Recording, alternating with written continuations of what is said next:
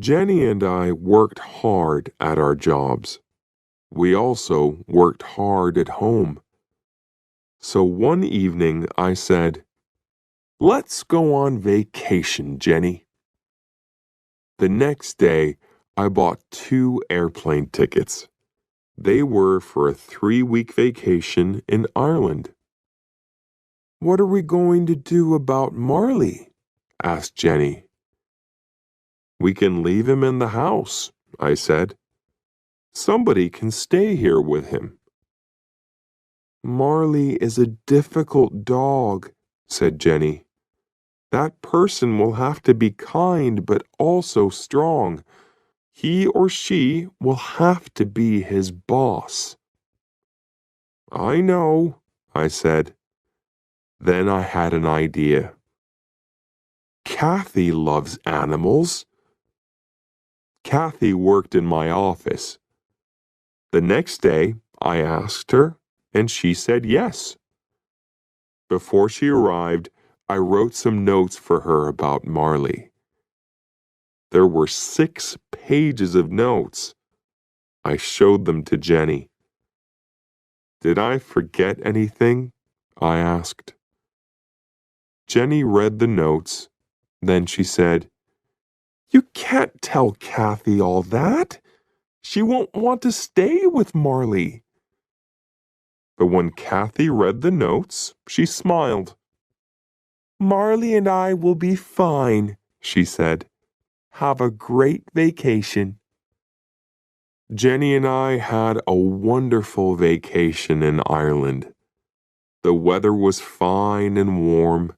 We drove on small country roads and walked by the ocean. At night, we stayed in the houses of Irish families. We forgot about our jobs in Florida. When we arrived home, Marley ran outside to us. Kathy stood at the door. She looked very tired. Her bag was next to her.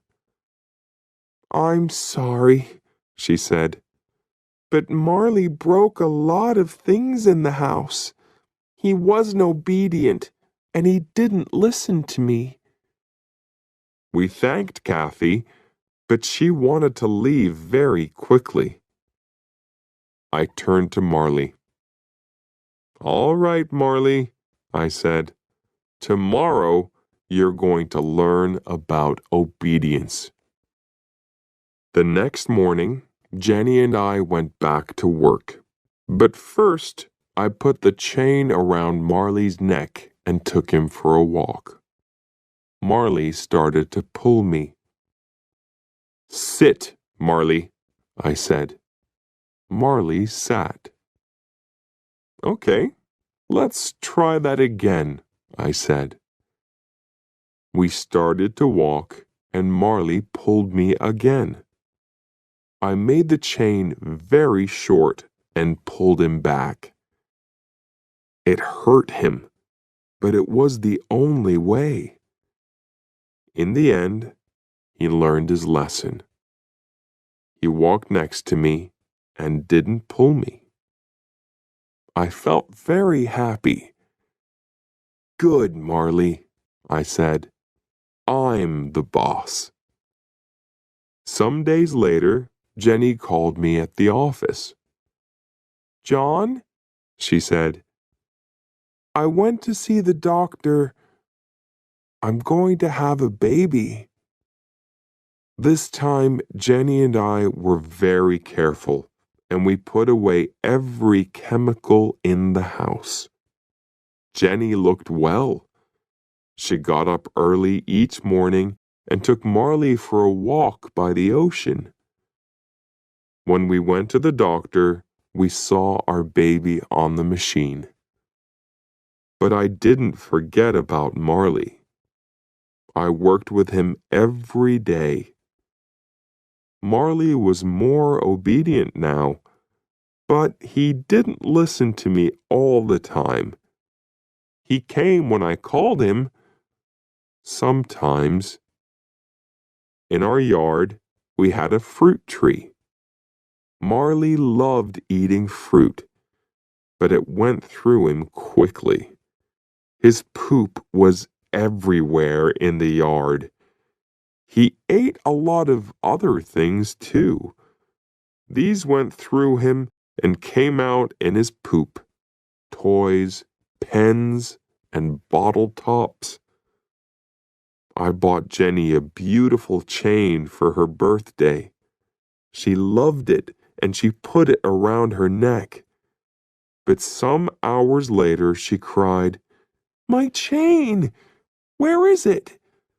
Maybe I didn't put it on right." "We didn't go outside," I said. "So it's here in the house." We looked in every room, but we couldn't find the chain.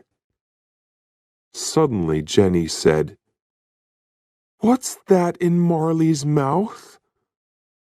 I saw the end of a thin chain.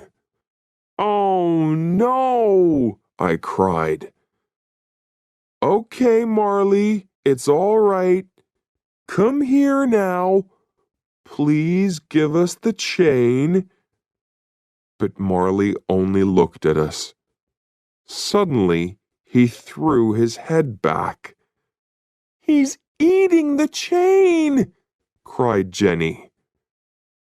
I opened his mouth and pushed my hand down, but I couldn't find the chain. "We'll have to wait," I said.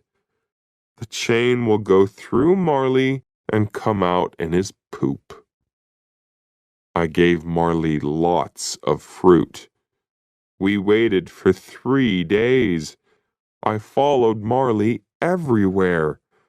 When he pooped, I looked for the chain, but it wasn't there. On the 4th day, I found it. After I washed it, it was very clean. It had a beautiful shine. "That's wonderful," Jenny said. "It shines better than before." Jenny wore that chain for years. When I saw it, I always thought of Marley. Our son was born in St. Mary's Hospital in Palm Beach. We called him Patrick, an Irish name.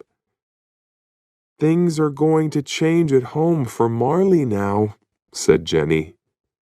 "Maybe he won't like the changes." I brought Jenny and Patrick home from the hospital. Patrick was asleep, and we put him on our bed. Then we went to the garage and brought Marley into the house. He followed Jenny into the bedroom, but he didn't see Patrick on the bed. Then Patrick made a small noise, and Marley's ears went up. Where did that noise come from? Patrick made another noise. Marley held up a paw, and Jenny and I watched him. What's Marley going to do? I thought. Marley jumped up onto the bed. I pulled him back quickly and held him. Patrick's eyes were very wide, but Marley didn't want to hurt Patrick. He sniffed all around him. Now Marley had a new best friend. When he was near Patrick, he wasn't wild and crazy. At night, he slept under Patrick's bed. 6 months later, Patrick started to move around. Marley lay on the floor, and Patrick climbed over him. Sometimes Patrick pulled Marley's fur, but Marley lay quietly and didn't move. We were parents now, and we were happy. We had our wonderful baby. We had our dog. We had our house by the ocean. Life was good. Then, when Patrick was 9 months old, Jenny said, "I'm going to have another baby." 1. The New Puppy. My name is John Grogan, and I love dogs. When I was 10 years old, my father gave me my first dog. I called him Sean. Sean was my best friend. He went everywhere with me, and he was very obedient. When I called him, he came to me. He played with me, and he walked next to me without a leash. In the car, he sat next to me quietly. After many years, Sean died. He was 14 years old. By that time, I wasn't a boy. I was a man. I had my first job. Sean was a great dog. I wanted to get another dog, but it had to be as wonderful as Sean. Some years later, I moved to Florida and married Jenny. Jenny and I had jobs with newspapers. We were very happy. We were young and in love, and life was wonderful. One day, I bought a plant for Jenny. It was very large, with beautiful white flowers. Jenny loved it, maybe too much. Every day, she gave it water. In the end, the plant got sick and died. Some days later, I woke up early. Jenny wasn't in bed. I found her at the table with a newspaper. She had a red pen in her hand. "Jenny," I said, "what are you doing?" She showed me the newspaper. It was open at a page of ads. "Look at this, John," she said. I saw an ad with a big red line under it. Beautiful Labrador puppies, 5 weeks old. "I can't forget about that plant," Jenny said. "Why couldn't I look after a plant? I only had to give it water, but I killed it." She looked sad, but then she smiled. "I can't look after a plant, but maybe I can look after a dog. And later, maybe I'll be ready for a baby." I thought about that. Jenny and I wanted to have children one day, but we loved dogs too. Our little house was a good place for a dog. We lived near a park and near a beach, and the house had a big yard with lots of trees. "Okay," I said. I put my arms around Jenny. "Let's get a dog." So some days later, we drove to the address in the ad. The house was in the middle of some woods. A woman came to the door, and there was a beautiful yellow Labrador with her. "I'm Lori," said the woman. "And this is Lily. She's the puppy's mother." "Where's the father?" I asked. "Oh," said Lori, "Sammy boy, he's around here somewhere." Then she said quickly, "Do you want to see the puppies?" Lori took us into a room behind the kitchen. There were a lot of newspapers on the floor and a large box by the wall. In the box were 9 yellow puppies. "Oh," cried Jenny, "aren't they beautiful?" We sat on the floor with the puppies. One little puppy really liked us. He climbed up our shirts and looked into our eyes. "The puppies are $375 each," said Lori. "But you can have that puppy for $350. I stood up and turned away from the puppies. Then I turned back quickly and shouted loudly. The other puppies ran away, but the little puppy ran to me and climbed over my shoes. "That's our puppy," Jenny laughed. I held him in front of my face. I looked at him, and he looked at me. He had very large brown eyes. I gave him to Jenny, and she held him too. "I think he likes us," I said. We paid Lori for him. "Come back for him in 3 weeks," she said. "He'll be 8 weeks old, so you can take him then." We thanked Lori and said goodbye. On our way to the car, I put my arm around Jenny. "Isn't it wonderful?" I said. "We got our dog." "Yes," she said. "I can't wait to bring him home." Suddenly, we heard a loud noise in the woods. Something ran out of the trees, something large and yellow. It was a big Labrador. But this dog was very different from Lily. This dog was wild and dirty. It had a crazy look in its eyes. It ran quickly past us and around the back of the house. "I think," I said slowly, "that's Dad."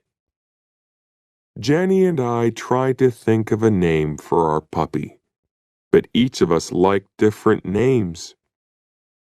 One morning, we heard a song by Bob Marley, the Jamaican singer, on the radio. Bob Marley was dead, but people played his music everywhere in Florida. Jenny and I liked his music too. Suddenly, at the same time, we shouted, "Marley!" "That's it!" I cried. "That's his name, Marley." Jenny smiled. Some days later, Jenny's sister called her from Boston. "We're visiting Disney World next week with the children," she said. "Would you like to come with us?" Jenny wanted to go to Disney World very much. "But I won't be here when Marley comes home," she said. "That's okay," I said. "I'll go and get Marley." A week later, Jenny left for Orlando. That evening after work, I drove to Lori's house. Marley was a very large puppy now. "He eats a lot," said Lori. "Are you ready for your new home, Marley?" I said. I used his name for the first time, and it felt right. Marley sat next to me in the car. He tried to climb on me, but each time he fell back on the floor. In the end, he climbed up and sat on me. He wagged his tail happily. When we got home, I took off his leash. Marley began to sniff. He went around the house and sniffed everything. Then he sat back and looked at me with his large brown eyes. I could read Marley's thoughts. This place is great, but where are my brothers and sisters?" I took Marley to the garage next to the house. It was a warm, dry room. "Marley," I said, "this is your room now." I put some newspapers down on the floor. I put some playthings down too. Then I put some water in a bowl and made a bed from a large box. "You're going to sleep here," I said. I put Marley into the box. He looked sadly up at me. I went back into the house and closed the door. I stood and listened. I could hear nothing. Then I heard a cry, and then another cry. The cries got louder and louder. When I opened the door again, Marley stopped crying. I petted him for some time. Then I left again and closed the door. Marley started to cry again. I was very tired, so I went to my bedroom. My bedroom wasn't near the garage, but I could hear Marley's cries.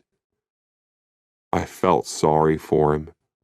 His family wasn't there.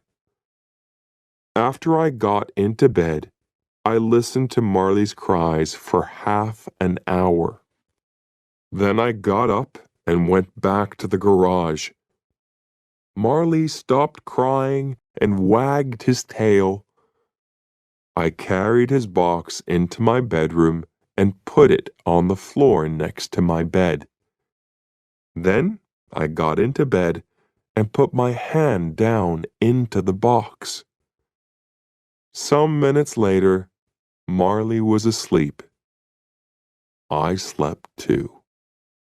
When Marley was 6 months old, Dr. J, the animal doctor, told us about an obedience class. We loved Marley very much, but he wasn't an obedient dog. Every day he got bigger and stronger, and he didn't listen to us. He jumped up on us. He grabbed things in the house and chewed them. When I bought flowers for Jenny, Marley ate them. We met the teacher of the obedience class. She had a cold face, and she didn't smile.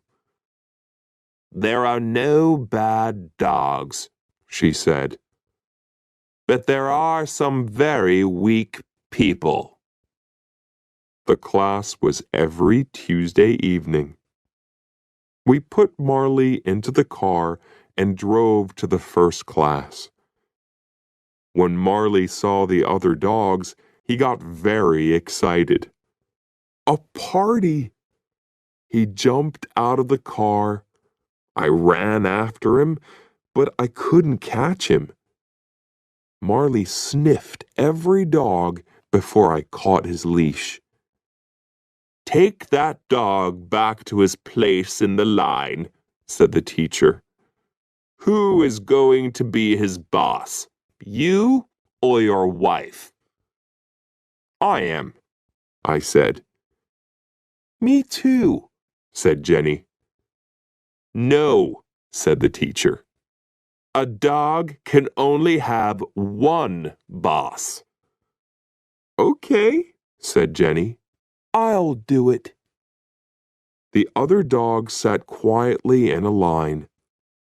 Jenny took Marley to his place. I stood and watched. Suddenly, Marley saw another dog at the end of the line. That dog looked interesting. He started to pull Jenny. She tried to stop him, but she couldn't. Marley was stronger than Jenny, so he pulled her to the other dog. Then he sniffed around it. That dog thinks he's the boss, said the teacher coldly. She started to teach the class, sit and down. Sit, Jenny told Marley. But Marley didn't want to sit. He jumped up and put his paws on Jenny. After the class, the teacher said, "You have to be strong with that animal. You're the boss. Show him that." When we got home, Jenny said, "You can take Marley to the class next week." The next Tuesday, Marley and I went back to the class. Jenny stayed at home. In the car, I said to Marley, "I'm the boss. You're not the boss. I'm the boss. Do you understand?" But Marley only looked at me and wagged his tail.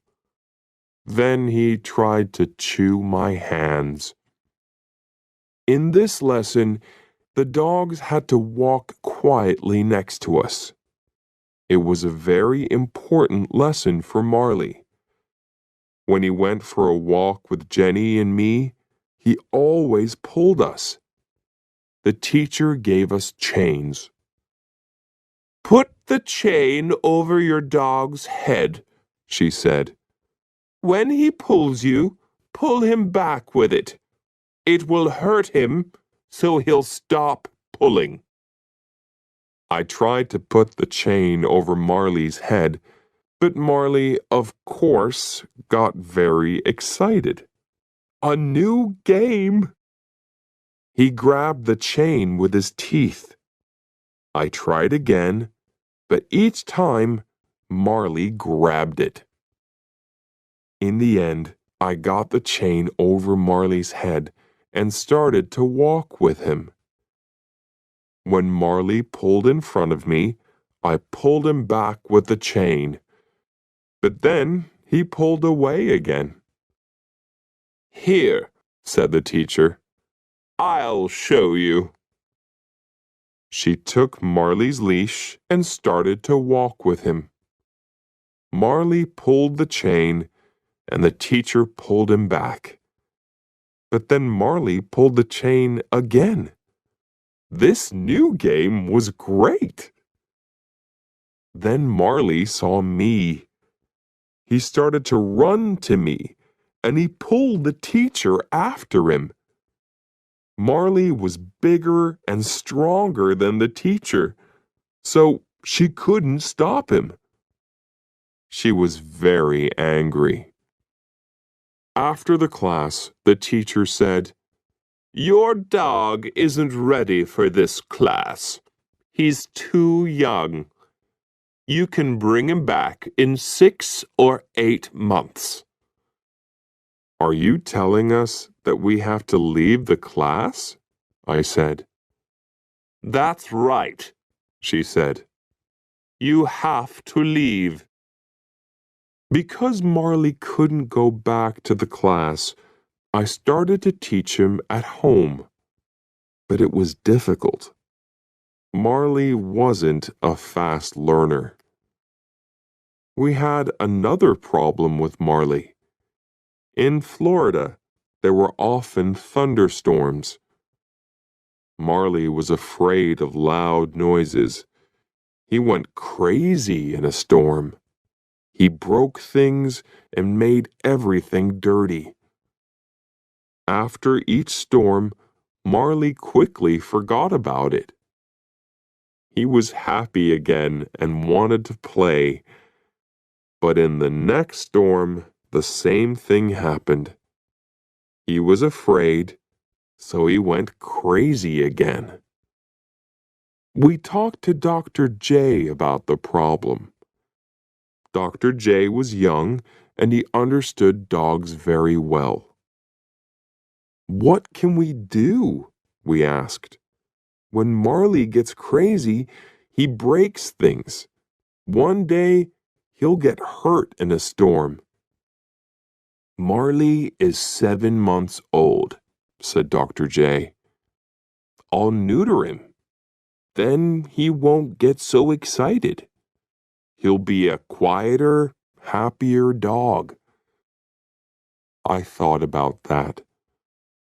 Oh, I said, I don't really know. Yes, said Jenny. That's a great idea.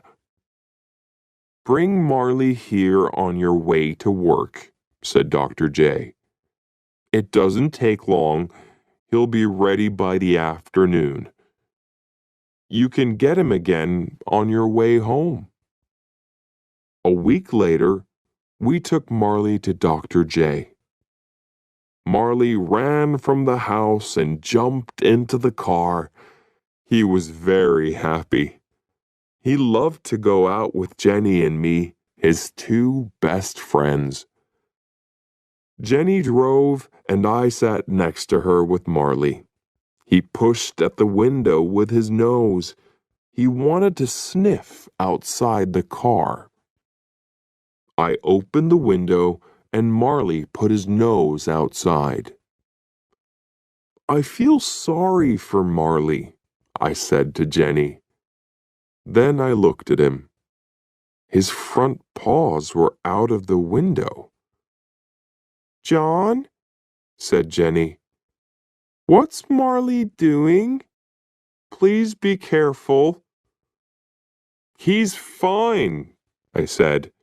He only wants to put his head outside. Marley put his head out of the window. Then, suddenly, he pushed his front legs out, too. He tried to jump down on the road, but the road was very busy with cars. John, shouted Jenny, hold him! Jenny tried to stop the car, but she couldn't. The other cars drove around us very fast. It was very dangerous. Now, Marley's front paws were down on the road. He ran next to the car. I grabbed him by his tail, and Jenny stopped the car. Now what? I shouted. I couldn't pull Marley back into the car. I couldn't open the door. I couldn't get my other arm out. And there were cars all around us. The other drivers looked at us angrily. Jenny opened her door and got out of the car. She ran around it and grabbed Marley. I opened my door and got out too. In the end, we got Marley back into the car. When we got to Dr. J's, I took Marley inside. He sniffed everywhere. Then he pushed over a table with magazines on it. I gave Marley's leash to Dr. J. Please neuter him as quickly as possible, I said. Please. That evening, when I took Marley home, I saw a change in him. He wasn't excited and crazy. He moved quietly and slowly. Good, I thought. For the next 3 days, I played with Marley. I lay on the floor and he climbed on me. He followed me everywhere, and he tried to chew on everything. When Jenny came back from Disney World, she played with Marley too. She held him and petted him. She got up in the night and took him outside. Most of all, she gave him food. Marley ate 3 large bowls of puppy food every day. He got bigger all the time. His head and his paws were very large, and his tail was thick and heavy. When he wagged his tail, he pushed everything onto the floor, magazines and glasses and photos.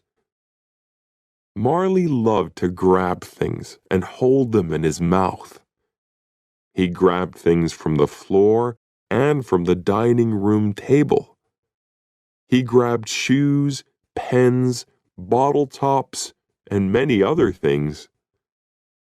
"All right, what have you got this time?" I asked. When I opened his mouth, I always found something new inside. Every morning, I took Marley for a walk on the beach.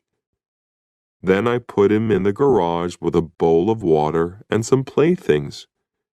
After that, I went to work. I always said, "Be a good boy, Marley." Jenny came home at lunchtime and gave him food. In the evenings, we took Marley down to the beach again. But our walks weren't easy. Marley ran in front of us and pulled on his leash. We pulled him back, then he pulled us again. He went this way and that way, and he sniffed everything. We tried to teach Marley, "Come, stay, sit, down, no." But he didn't listen to us. He wasn't obedient. He was like an excited child. But every day he got bigger and stronger.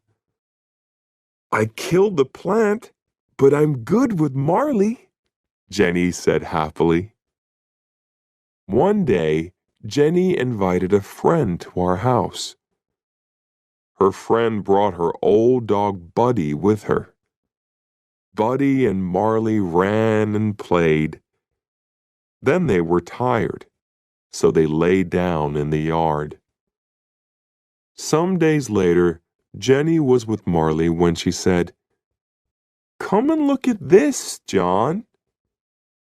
I looked and I saw something small and black in Marley's fur.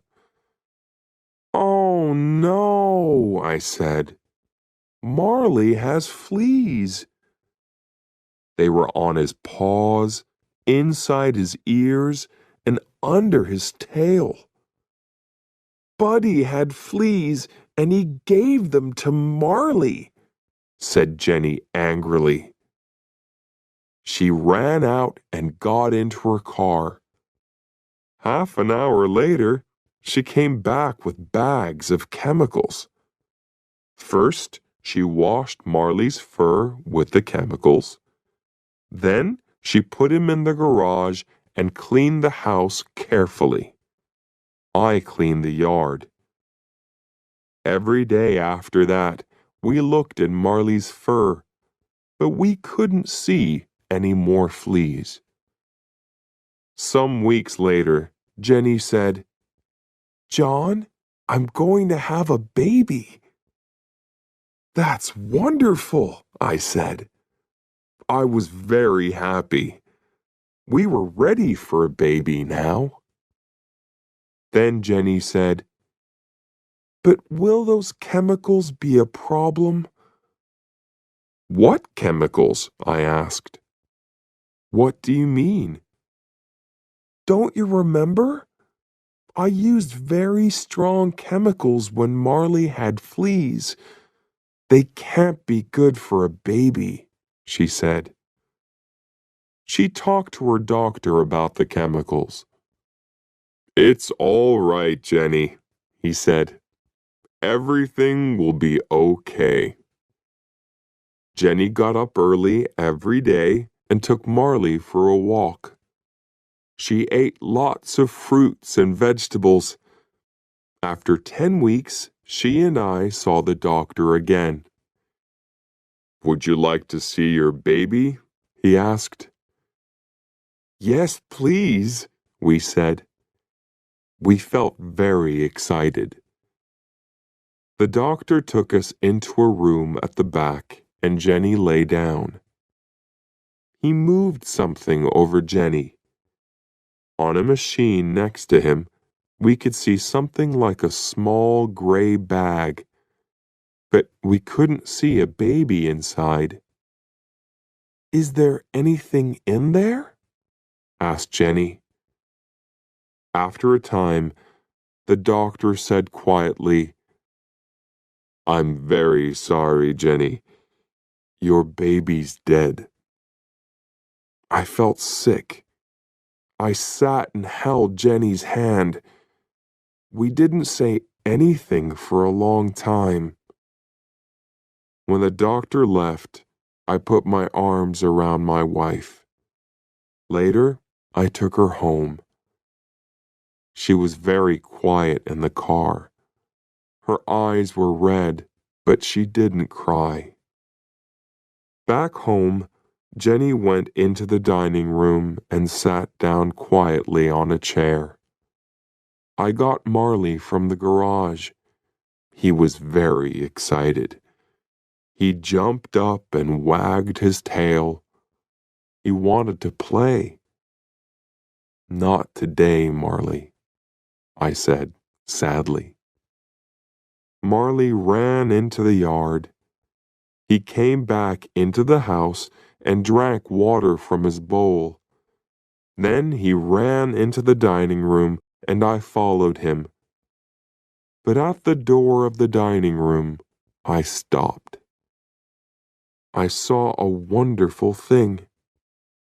Marley stood quietly in front of Jenny with his tail between his legs. He put his big head on her legs. He looked at her with his large eyes and made small cries.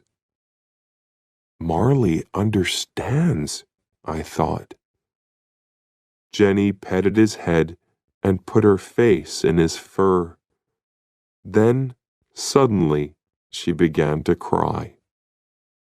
I went to them and put my arms around them. The three of us stayed there for a long time, Jenny, Marley, and me. Sometimes bad things happened in our street. One night in October, Jenny and I were in bed.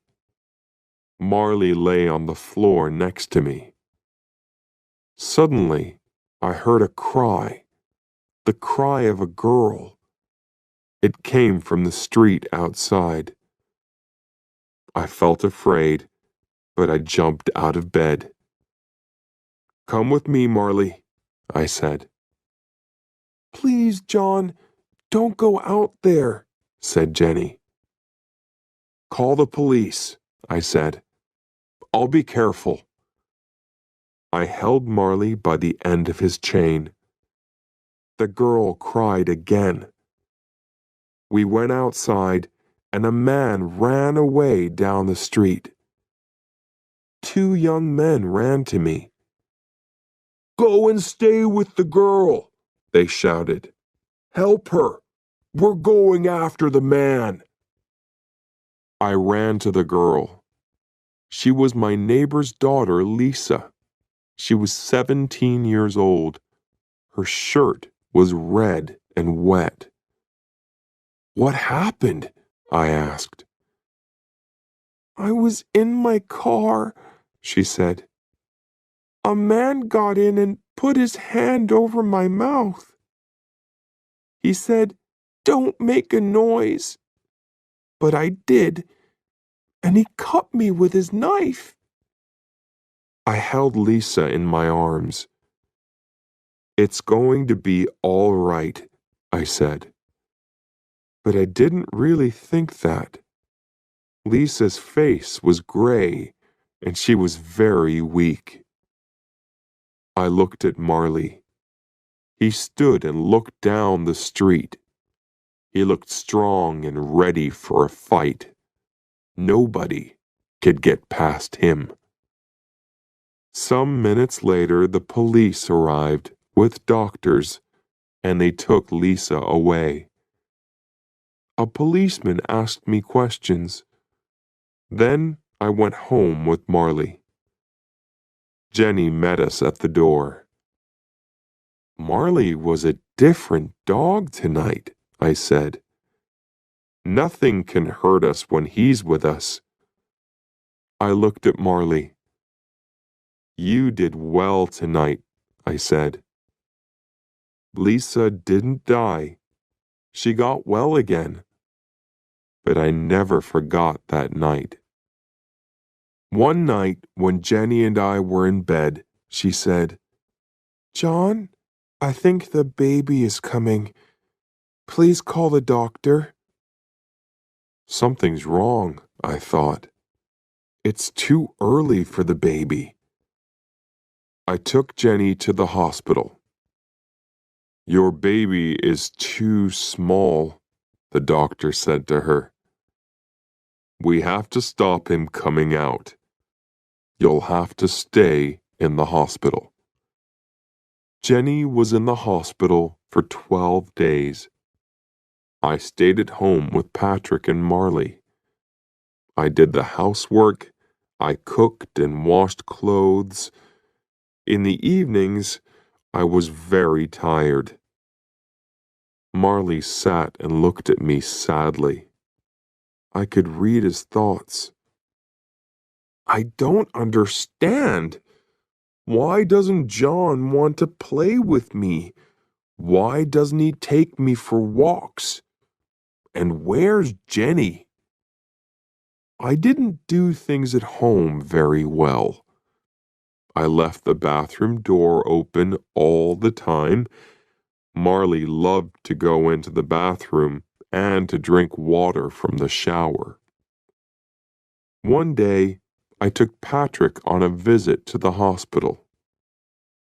"What did you do to Patrick?" Jenny asked. "What do you mean?" I asked. "He's fine." "Look at him," said Jenny. I looked. His arms were in the legs of his baby clothes. Jenny called my Aunt Anita.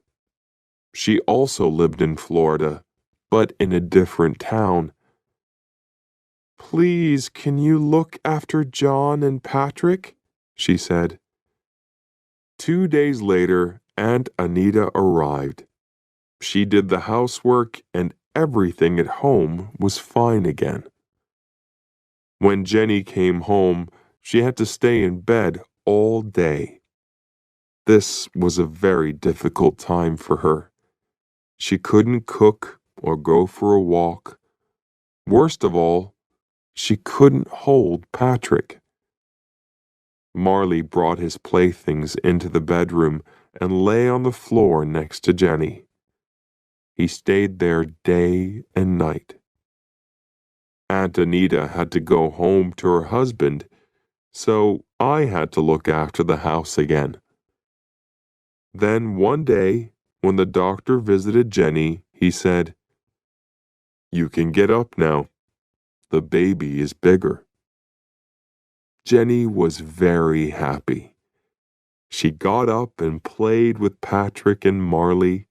She started to do the housework. The next day, we went to a Greek restaurant for lunch. But suddenly, the baby started to come. So I took Jenny to the hospital. Then everything happened very quickly. 1 hour later, I held my beautiful new son in my arms. Jenny and I had 2 sons now, Patrick and Connor. One was 17 months old, and one was a baby. We were very happy with our sons, but we were tired all the time. The babies woke us every night. We couldn't sleep for more than 2 hours. Connor had problems with Jenny's milk. After he drank, he was sick. So Jenny was very sad. "What's wrong with me?" she said. "Connor doesn't like my milk. Maybe I'm not a good mom." she started to get angry quickly. She didn't get angry with Patrick and Connor, but she was often angry with Marley and me. Marley could do nothing right. I bought a plant and planted it in the yard. The next day, Marley pulled it out and ate it. Then he broke a door in the house. He went crazy when there was a thunderstorm. One day, when I got home from work, I found Marley with Jenny. Jenny was very, very angry. "Why do you break everything?" she shouted. "You're a very bad dog." Marley stood with his head down, and she hit him again and again. I went and grabbed Jenny's arms. "Hey, hey, hey!" I shouted. "Stop! Stop!" I looked into Jenny's face, but the look in her eyes was new to me. Her face was the face of a stranger. "Get him out of here," she said. "Get him out of here now." I opened the front door and Marley ran outside. When I turned back for his leash, Jenny said, "You have to find Marley a new home." She couldn't mean it. She loved this dog. I walked out of the door. Marley ran and jumped around. He wasn't hurt. I took Marley into the street and said, "Sit." He sat. I put his chain over his head with the leash. Then I took him for a very long walk. When we got home, Marley was very tired. I took off Marley's leash and he ran to his bowl. The water went everywhere on the floor. I cleaned it. Jenny sat in a chair with Patrick and Connor. When I walked past her, she said quietly, "I want that dog to leave." I felt very sad. Marley was my friend, and I loved him. I didn't want to find a new home for him. But I also had a wife and 2 small children. I had to think about them. I talked to my friends and neighbors about Marley. "Do you want a Labrador?" I asked, but nobody did. I looked in the newspapers. They were full of ads from people with dogs, and a lot of the ads were for Labradors. These people paid a lot of money for their dogs, I thought, but now they're looking for new homes for them. Maybe Labradors are too difficult, too big and strong. Marley wasn't an easy dog. He wasn't obedient, and he broke things. But we brought him to our home when he was a puppy. He loved us, and we loved him. He was our dog. I took Marley back to the obedience class. A different teacher was there now. This time things went better. I said sit, and Marley sat. I put the chain around his neck, and he walked quietly next to me. I said stay, and he stayed. I walked away from him, but he didn't move. Then I turned and said, "Come." Marley ran quickly to me. "Good boy, Marley," I said. "Good, good, good boy." At the end of the 8 weeks, the teacher gave me a paper. It said, "Marley did well in the obedience class." I was very happy. On the way home, I sang. After this, a wonderful thing happened. Jenny got better. She stopped being sad and was strong and happy. She was a good mother to Patrick and Connor, and she was kind to Marley again. She danced around the room with him. Sometimes at night, when he was quiet, she lay on the floor with him, her head on his neck. Jenny's here with us again, I thought. That's great. Chapter 6. Jenny's friend Colleen worked for a film company. One day, Colleen called Jenny. My company is making a film about a family in Florida, she said. They want pictures of a family home. Can I come and take some pictures of your house? Colleen came and took photos of our home and the children, and of Marley, too. She showed them to her boss, Bob Goss. Some days later, Jenny called me at work. Bob Goss is making a movie about a family with a dog, she said excitedly. So he's looking for a dog, a big family dog. He saw Colleen's photos and he's interested in Marley. Really? I said.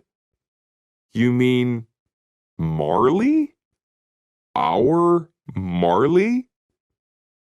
The next day, Colleen came to our house and took Marley to her boss. 2 hours later, she brought him back again. Marley was great, she said. Everybody loved him. Some days later, the company started filming. Bring Marley to the Gulfstream Hotel at 9 o'clock, Bob Goss told us. We put the children and Marley into the car and drove to the hotel. A lot of people stood outside. The police were there too. One of the policemen looked inside the car. He saw Jenny, 2 small children, and a large dog. You can't come this way, he said. You have to turn back. But we're with the film company, I said. Our dog is in the movie? Really? The police officer said. Then he looked at a paper in his hand. You have the dog? Marley's name was on the paper. I have the dog, I said. Marley the dog. Oh, said the policeman. He turned to another policeman and shouted, He has the dog! Marley the dog! Then he turned to us again.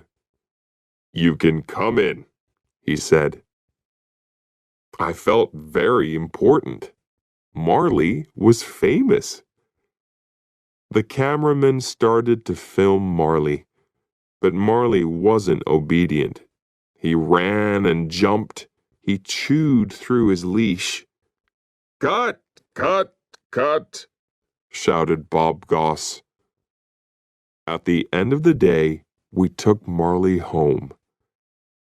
Marley, I said sadly, you're not going to be famous. But the next day, the film company called again. Please bring Marley back here, they said.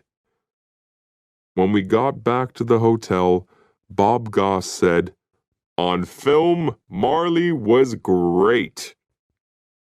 Marley had a very good time with the people in the film company. Everybody played with him and petted him. After 4 days, the cameraman stopped filming. Call us after 8 months, said Bob Goss. The movie will be ready then.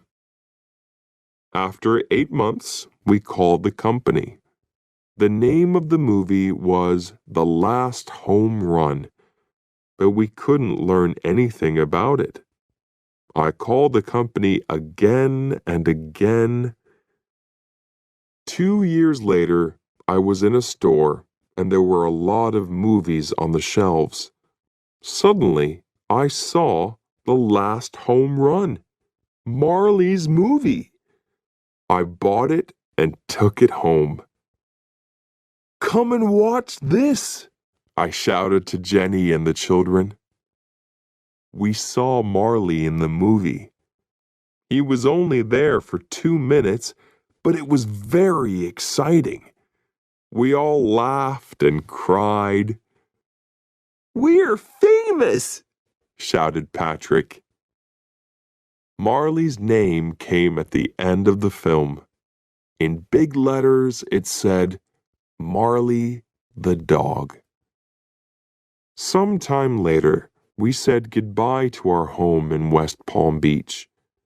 The place got more and more dangerous, and our house was too small for 2 children and a large dog. So we moved to a bigger house in another city, Boca Raton. A lot of rich people lived in Boca Raton. They had expensive cars, big houses, and beautiful clothes. There were many good things about our new house. Near the house was a small park, but best of all, it had a pool. We all loved the pool, but Marley loved it most. He jumped in with me and climbed on me. But there was a problem with the garage in our new house. It had no windows, and it got very hot in summer. So we couldn't put Marley in it when there was a thunderstorm. I took Patrick and Connor to the pet store, and we bought a strong cage for Marley. We put it next to the washing machine. I put some food in the cage. "Come here, Marley," I called. Marley went inside, and I closed the door of the cage after him. He lay down on the floor and chewed his food happily. "This is going to be your new home when we're away," I said. That evening, we went out for dinner. Before we left, I opened the door of the cage. Marley walked inside and I closed the door. "Be a good boy, Marley," I said. We had dinner in a restaurant, then we went for a walk. "This is great," said Jenny. "We can forget about Marley. We know he's fine in the cage." She smiled happily. We went home and walked to the front door. I looked at the window next to it. Something was there, in the window. Something black and wet. It was Marley's nose. "What's that?" I said. "How could Marley?" When I opened the front door, Marley ran to us happily. Everything in the house was fine. Then we looked at the cage. The door was open. "But how did Marley get out?" asked Jenny. "He opened the door from inside," I said. "He's smart, and he's very strong." Day after day, when we left the house, we put Marley into the cage. When we came home, sometimes he was there. Sometimes he was at the window. We tried to make the cage stronger, but Marley was stronger than the cage. When he wanted to get out, he pushed the door open. Chapter 7. The World's Worst Dog. Many people in Boca Raton had dogs, but their dogs were very different from Marley. Most of these dogs were very, very small. Rich women carried them in their handbags and took them into expensive stores and in their fast cars. Marley wanted very much to be friends with these small dogs, but the dogs didn't want to be friends with Marley. The weather in Boca Raton was very good, so lots of restaurants had tables and chairs outside. Customers brought their dogs with them to the restaurants. People ate their food or drank coffee, and their dogs lay quietly on the ground. One Sunday afternoon, we went out for lunch. We parked our car and walked up and down the street. Many other people were out with their dogs too. Marley walked next to me on his leash. We found a restaurant and sat down outside. I put Marley's leash around one of the legs of the strong, heavy table. The waiter came and we asked for some drinks. Then Jenny held up her glass happily. "To a beautiful day with my beautiful family," she said. Suddenly, our table started to move. It moved quickly between the other tables and the other customers. "What's happening?" I thought. Then I saw a small white dog across the street. "Marley's going to that dog," I shouted. "We have to stop him." We jumped up and ran after Marley and the table. "Sorry, sorry, sorry," we shouted to the other customers. I ran and grabbed the table. Jenny grabbed it too. We held it and it stopped moving. I turned around and saw the faces of the other customers. Everybody looked at us with their mouths open. We carried the table back to its place, and a waiter came. "I'll get some more drinks for you," he said. "No," said Jenny. "We'll pay for our drinks and leave." Jenny and I had another baby. This time it was a girl, and we named her Colleen. When Colleen was 2 months old, I had my 40th birthday.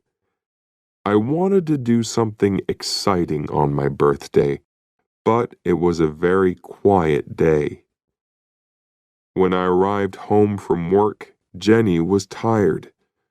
By 8:30, all 3 children were asleep, and Jenny was too. I felt a little sad. I took a drink outside. I sat and looked at the ocean. Marley lay on the ground next to me. I thought about my life. Then I thought about Marley. He wasn't a puppy now. He was 6 years old. But he loved life, and he was very happy. "Marley," I said, "it's only you and me tonight."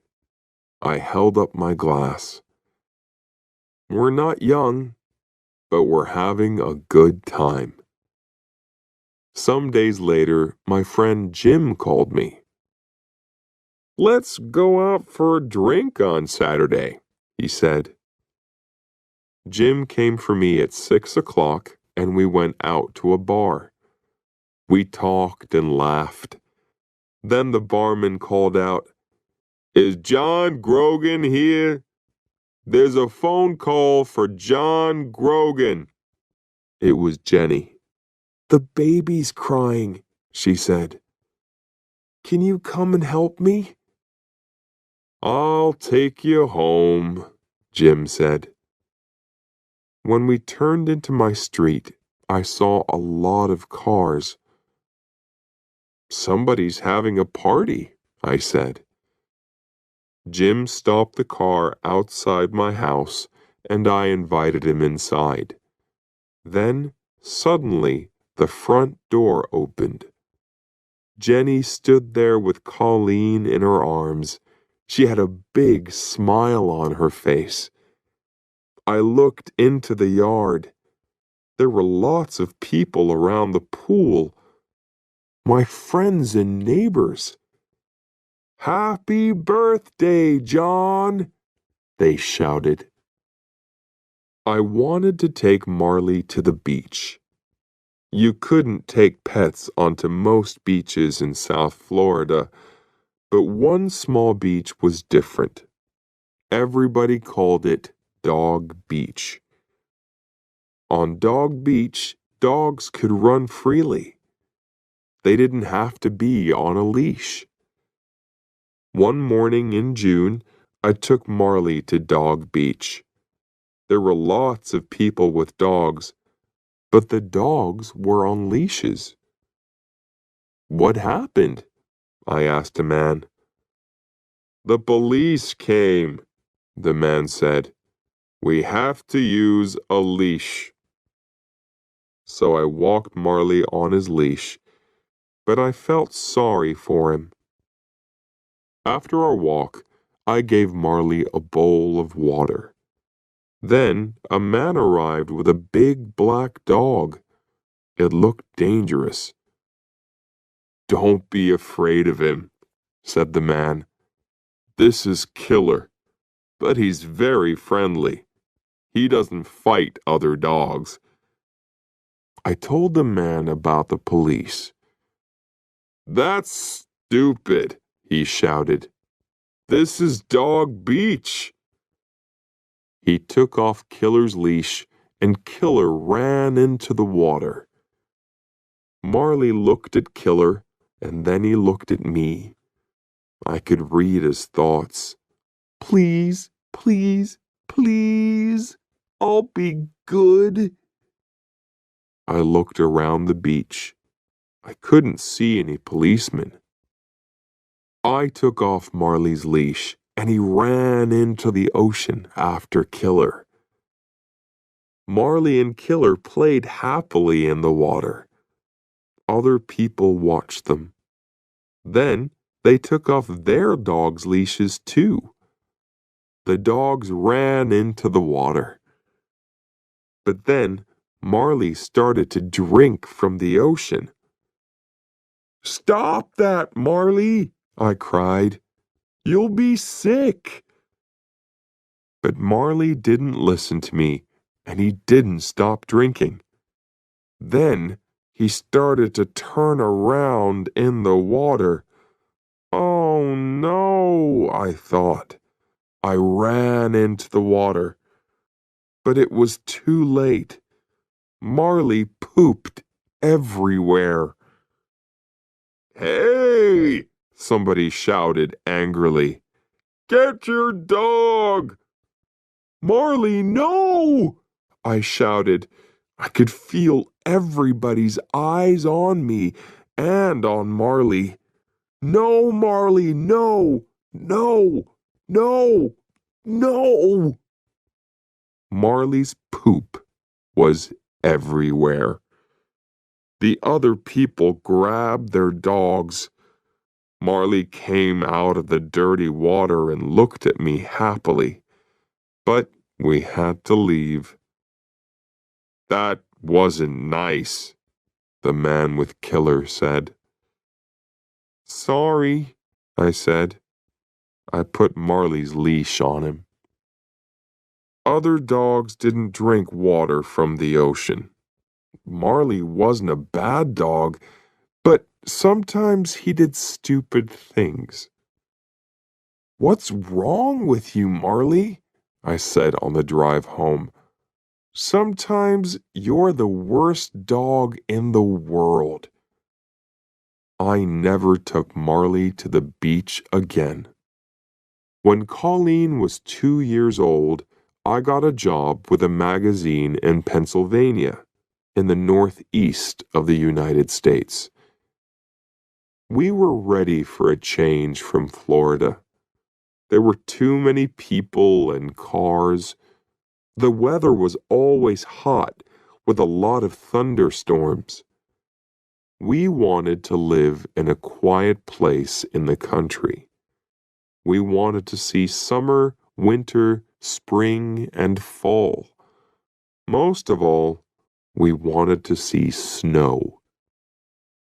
Our new home was very beautiful.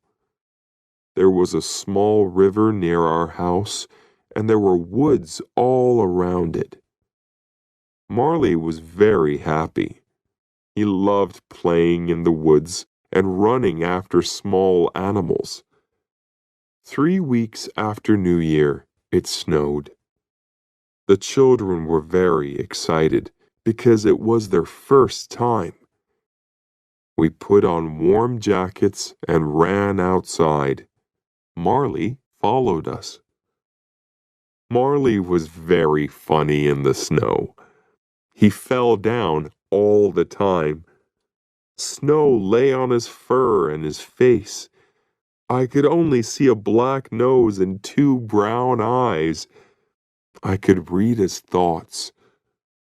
I don't understand. What's this? It feels so cold and wet. But then Marley jumped up again. He ran around the yard and jumped through the snow. The children laughed happily, and Marley was happy too. We had a great time. It was almost the end of our first winter in Pennsylvania. We were very happy in our new house. But Marley was 9 years old now. He moved more slowly, and he slept for most of the day. Sometimes, when I took him for a walk, he got very tired. His fur in many places was gray, not yellow. Life with Marley wasn't easy. He cost us a lot of money. He ate a lot of food, and he broke a lot of our things. We could never change him. We knew that. But he was one of our family. He loved us, and we loved him. That spring, I said to Jenny, "Let's get some farm animals." "Okay," she said, "but we don't have a place for big animals. Let's get some chickens. Then we can have eggs every day." Jenny talked to one of the moms at the children's school. Donna lived on a farm. She gave Jenny 4 baby chickens. The chickens lived in a box in the kitchen. They ate and pooped. Then they ate some more, and they got bigger. One morning, I woke up early when I heard a call from downstairs. "Cock-a-doodle-doo!" I woke Jenny up and asked, "What's that noise?" "Oh," she said, "I don't know." She turned over and slept. Every morning, the chickens made a lot of noise. Sometimes they made loud noises very near Marley. Marley was usually afraid of loud noises, but he didn't move away from the chickens. That's strange, I thought. Can't Marley hear the chickens? One afternoon, when Marley was asleep in the kitchen, I walked up behind him. "Marley," I said. But Marley didn't move. "Marley," I said again. Nothing. "Marley!" I shouted. Marley turned. He stood up and wagged his tail. "Oh no," I thought. "Marley can't hear."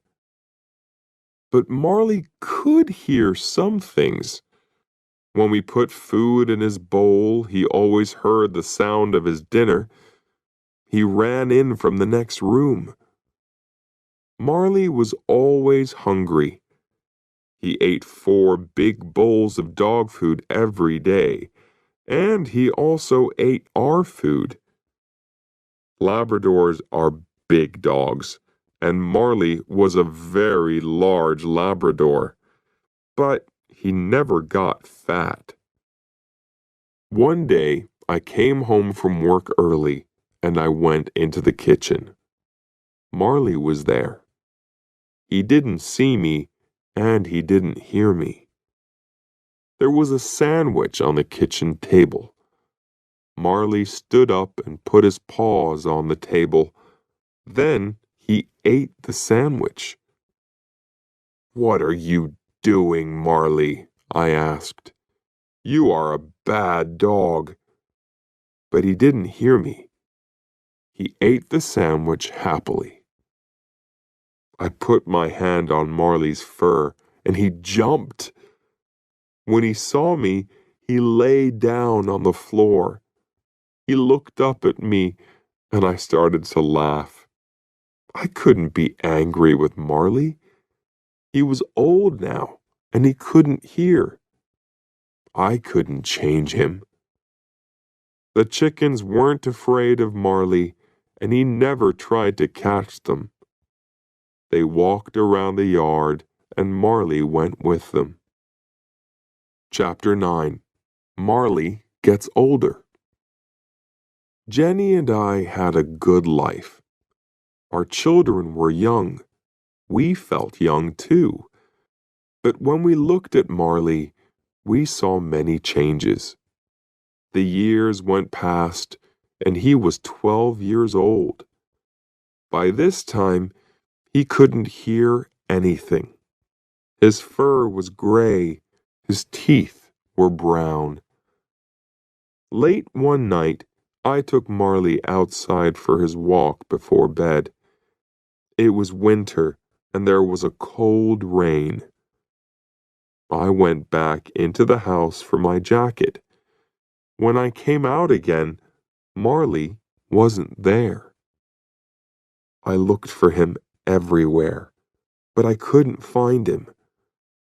I went back inside. Then I walked upstairs and woke up Jenny. "I can't find Marley," I said. "He's out there in the rain."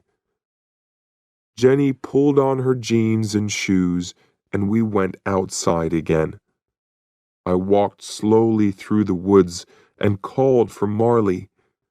Jenny went a different way. We were very wet and cold.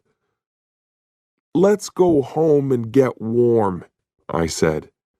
"I'll get the car and come out again." We walked back to our house. Suddenly, we saw Marley. He stood outside the house, out of the rain. When he saw us, he was very happy. I felt angry with him, but then I was happy too.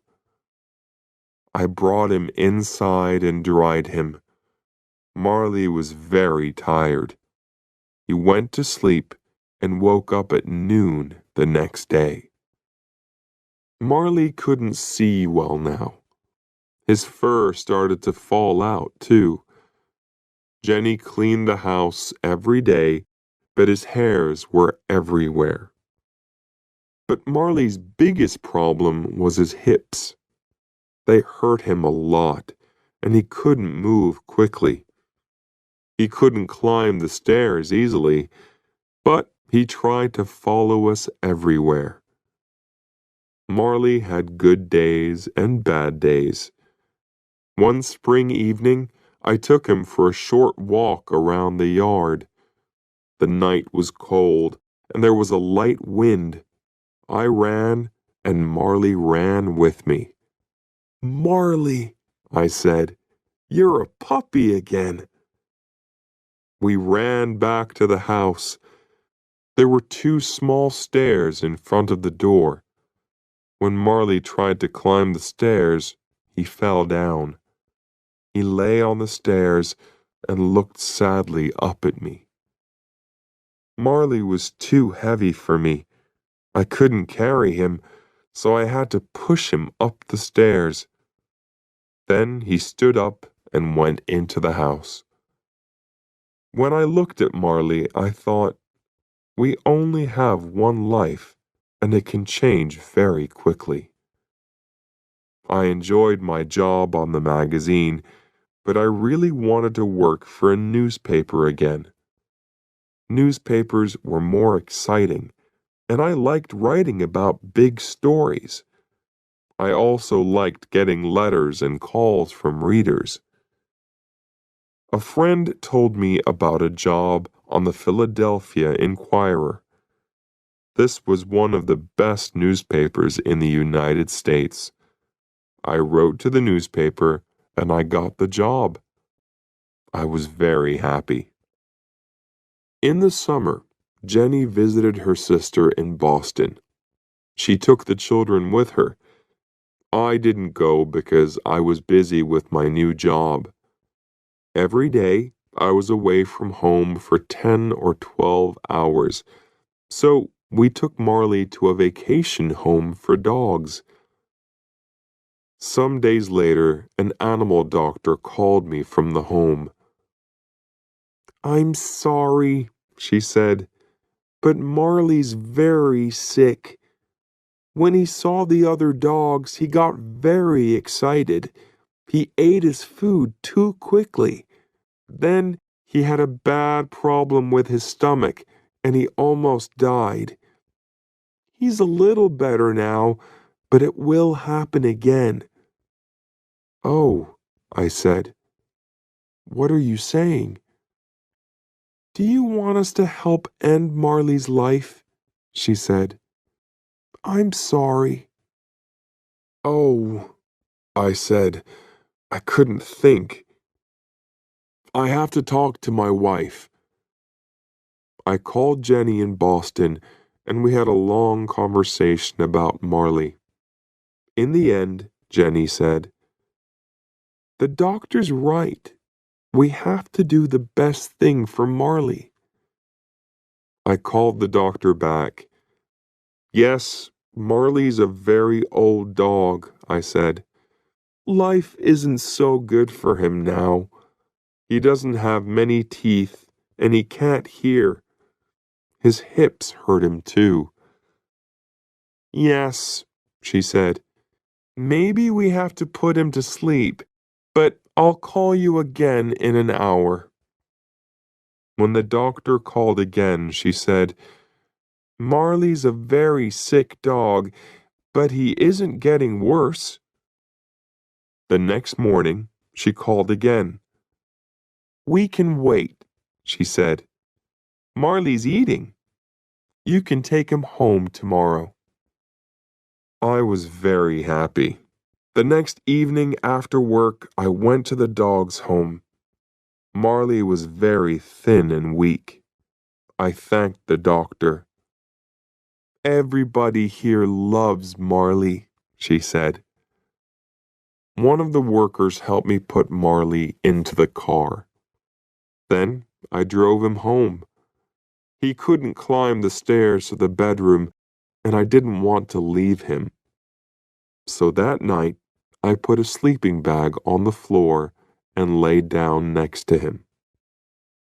"Tomorrow, Jenny and the children are coming back," I said. "But tonight, Marley, it's only you and me." I thought about my first night with Marley when he was a small puppy. That night, he cried for his mother, and then he slept in a box next to my bed. Now, 13 years later, here we were again. I put out my hand and petted him. In the next weeks, Marley got a little better. A lot of the time, he lay on the floor in the family room, asleep in the sun. But one morning when I was in the bedroom, I heard a noise. Then Connor shouted, "Help! Marley fell down the stairs!" Marley lay at the bottom of the stairs. Jenny and I ran to him, but then he got up and walked away. Marley had a bad fall, I told the children, but he's okay. But Marley was hurt. When I got home from work that evening, he couldn't move. When he saw me, he tried to get up, but he fell down again on the floor. I don't think Marley can go upstairs again, I said. But I was wrong. The next day, I was upstairs at my computer in my bedroom when I heard a sound. I turned around. Marley stood at the bedroom door. Marley, I said, what are you doing here? I went to him and petted him. Then I looked into his eyes. Marley, I said, you're going to tell me when it's time, right? Winter arrived early that year. The children waited for the snow. Can Marley live through another winter? I thought. Jenny and I took the children to Disney World in Florida. It was their first Christmas away from home, and they were very excited. Jenny took Marley to the animal doctor's office. They gave him a home there and watched him carefully. We had a great family vacation, but on the way home, somebody called us from the doctor's office. Marley's very tired, she said, and his hips are really hurting him. The next day, Jenny went for Marley.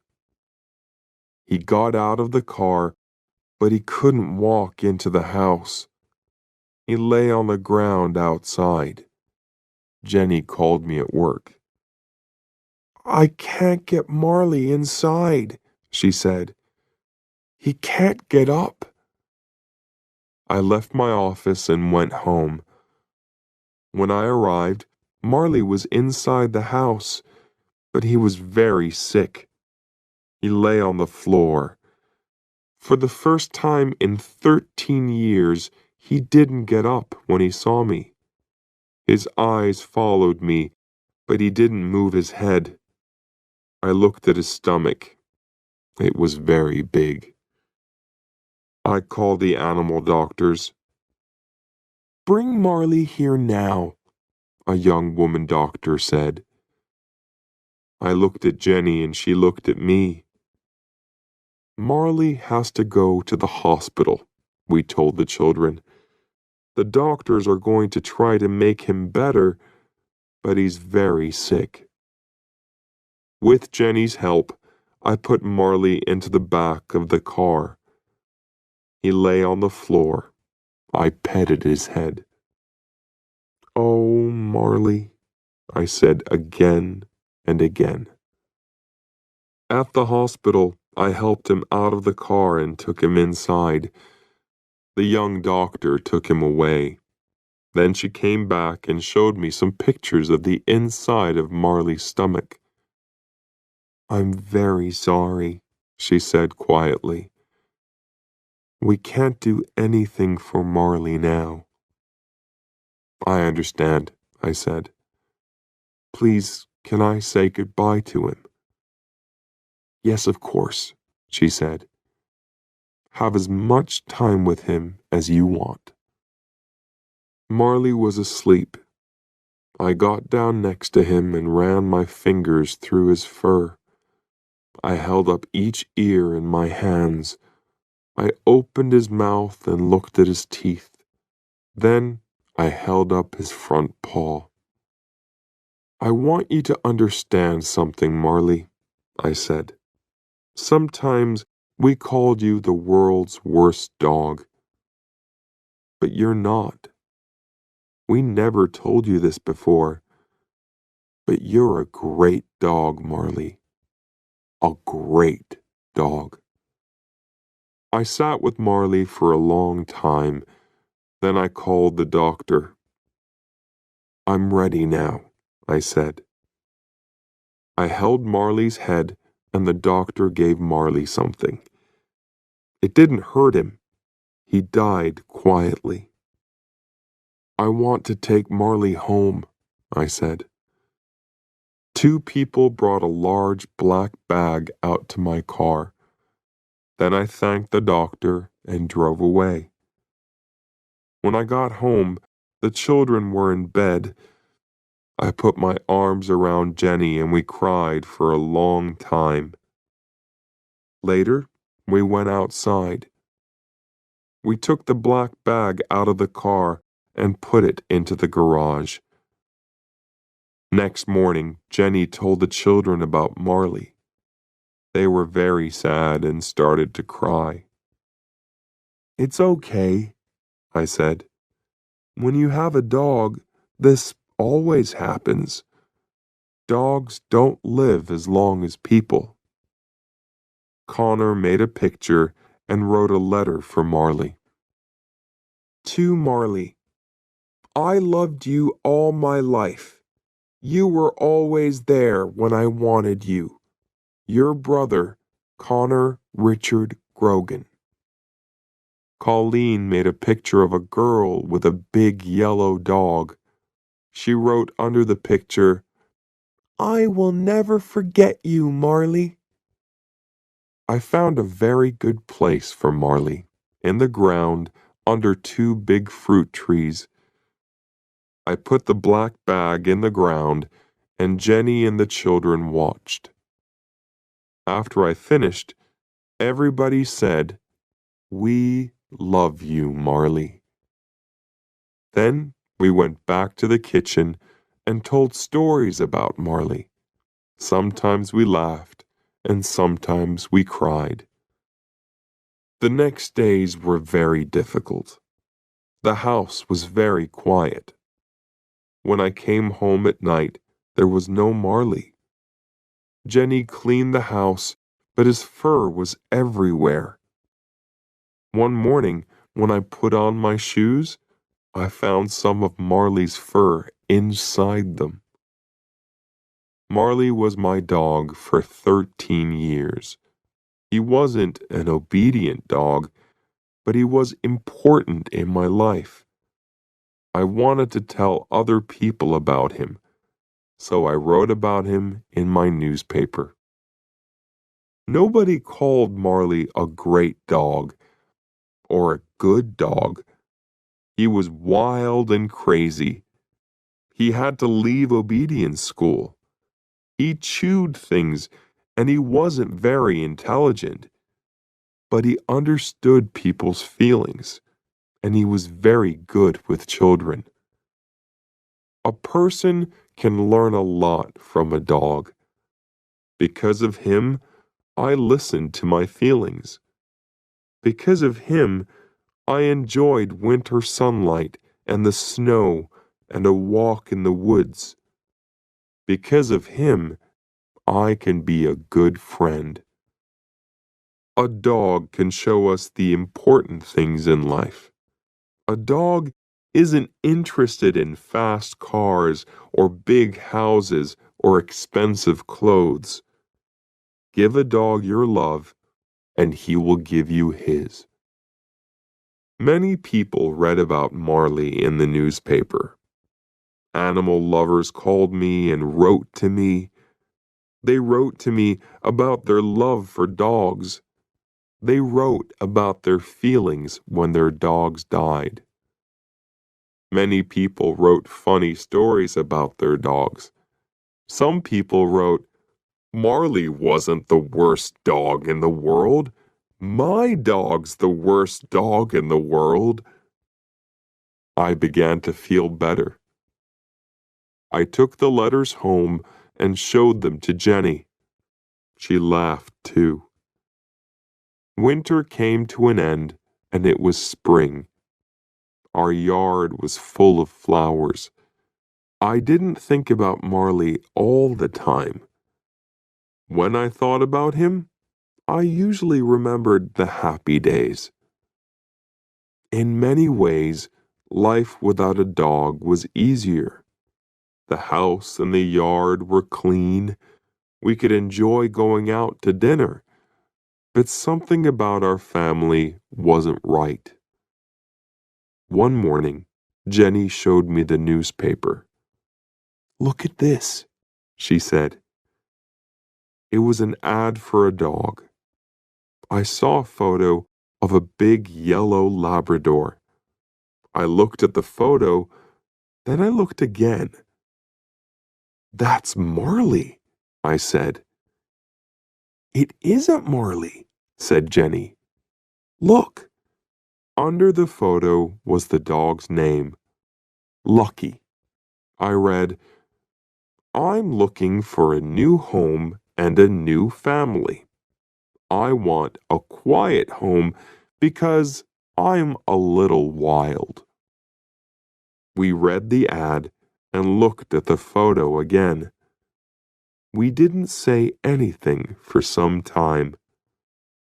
Then I said, "We can go and look at him." "Yes," said Jenny. "Why not?" 1. A lonely child. Prince Edward was born in 1894. His father, King George V, was a tall, cold man who did not like children. "Why does Edward talk all the time?" he once said. "He's a very noisy child." His mother, Queen Mary, agreed. "It doesn't matter if Edward is happy or unhappy," she said. "A child must be silent and strong." The family lived in Buckingham Palace, which had 600 rooms. There were 8 kitchens, 19 bathrooms, 24 toilets, 11 dining rooms, 17 bedrooms, and 21 sitting rooms. Edward once told a story about the house. "Buckingham Palace was very big, and people sometimes got lost. One night my mother, my father, and I were sitting in the dining room. We were waiting for our dinner. We waited, and we waited, but the food did not come. After 20 minutes, my father was very angry. He stood up and went to the kitchen. 'Where is the cook?' he shouted. 'And where is my food?' 'But, sir,' the cook replied, 'your dinner left the kitchen 15 minutes ago. Hasn't it arrived yet?' 'No, it hasn't,' my father shouted. 'And I'm hungry.' The king left the kitchen and began to look for the food. 10 minutes later, he saw a woman who was carrying 3 plates of meat and potatoes. 'What happened to you?' my father said. 'Why didn't you bring us our dinner?' 'I'm sorry, sir,' the woman replied. 'There are a lot of dining rooms. I couldn't remember where to go. But if you return to the table, sir, this time I can follow you to the right room.' Edward did not go to school with other children. He stayed in Buckingham Palace, where he had a special classroom just for him. This is how Edward described his lessons. "My teacher, Mr. Hansel, was a thin man. He never smiled, and his nose was very red. We had lots of books, but they were all very boring. They were full of words, and they didn't have any pictures. Sometimes I stopped reading and looked out of the window. Mr. Hansel got very angry.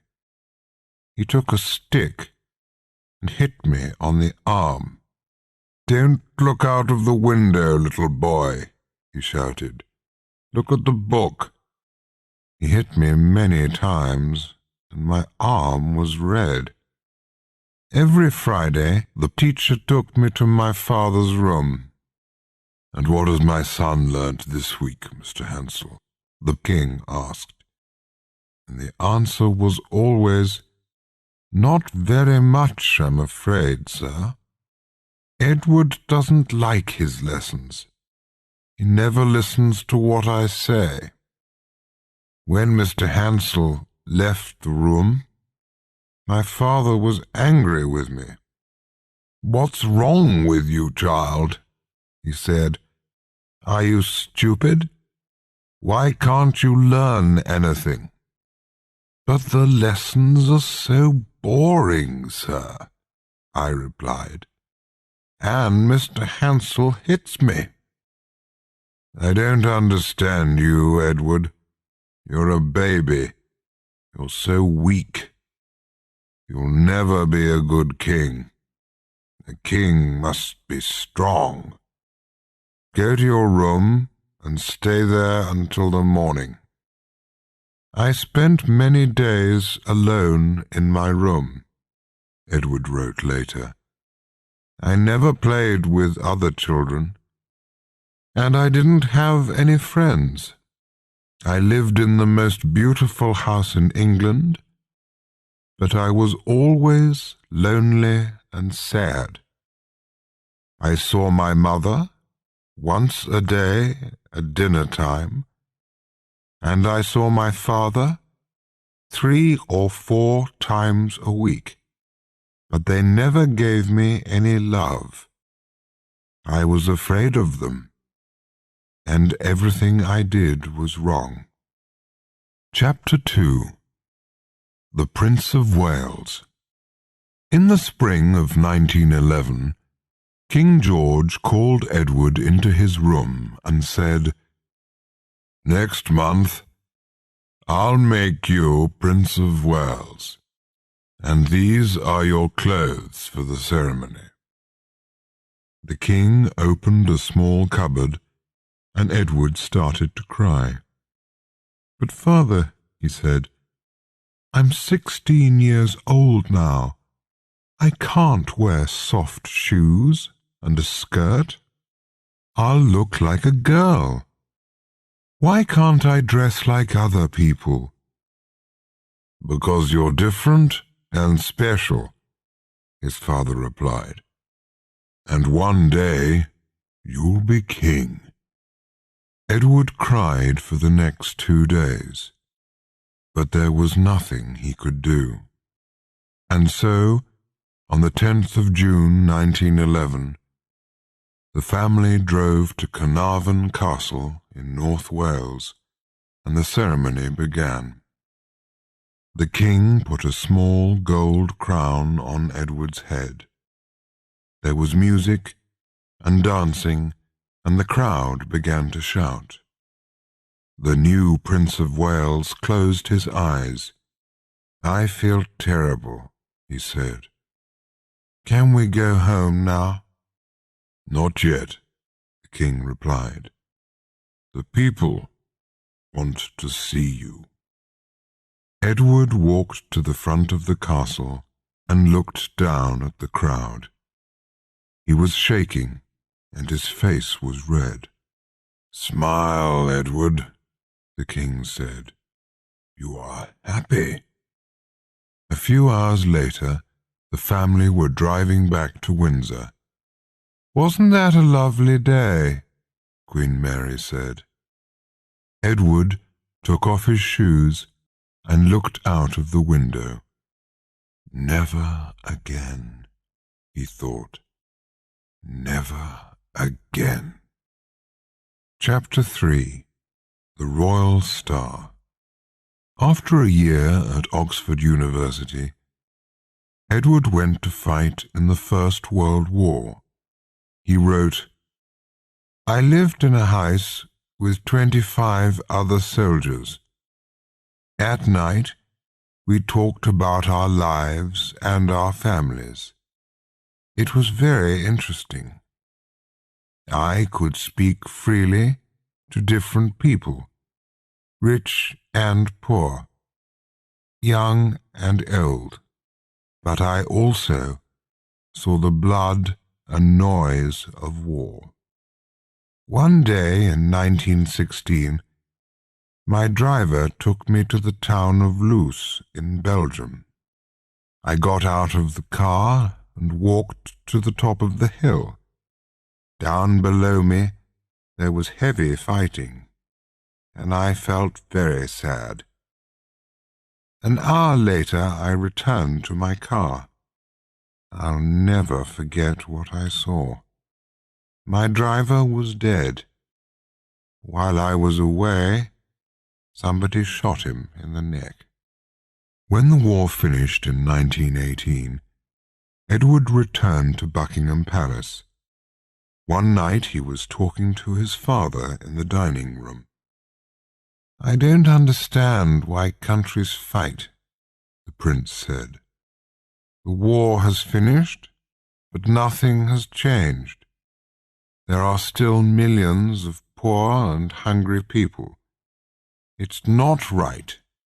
Somebody must do something."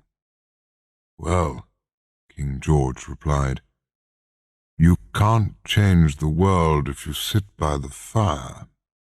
You must travel, meet people, talk to them, listen to what they say, and then, when you are king, you can make the world a better place." And so, in 1920, Edward left England again. During the next 5 years, he travelled 240,000 kilometres and visited 45 different countries.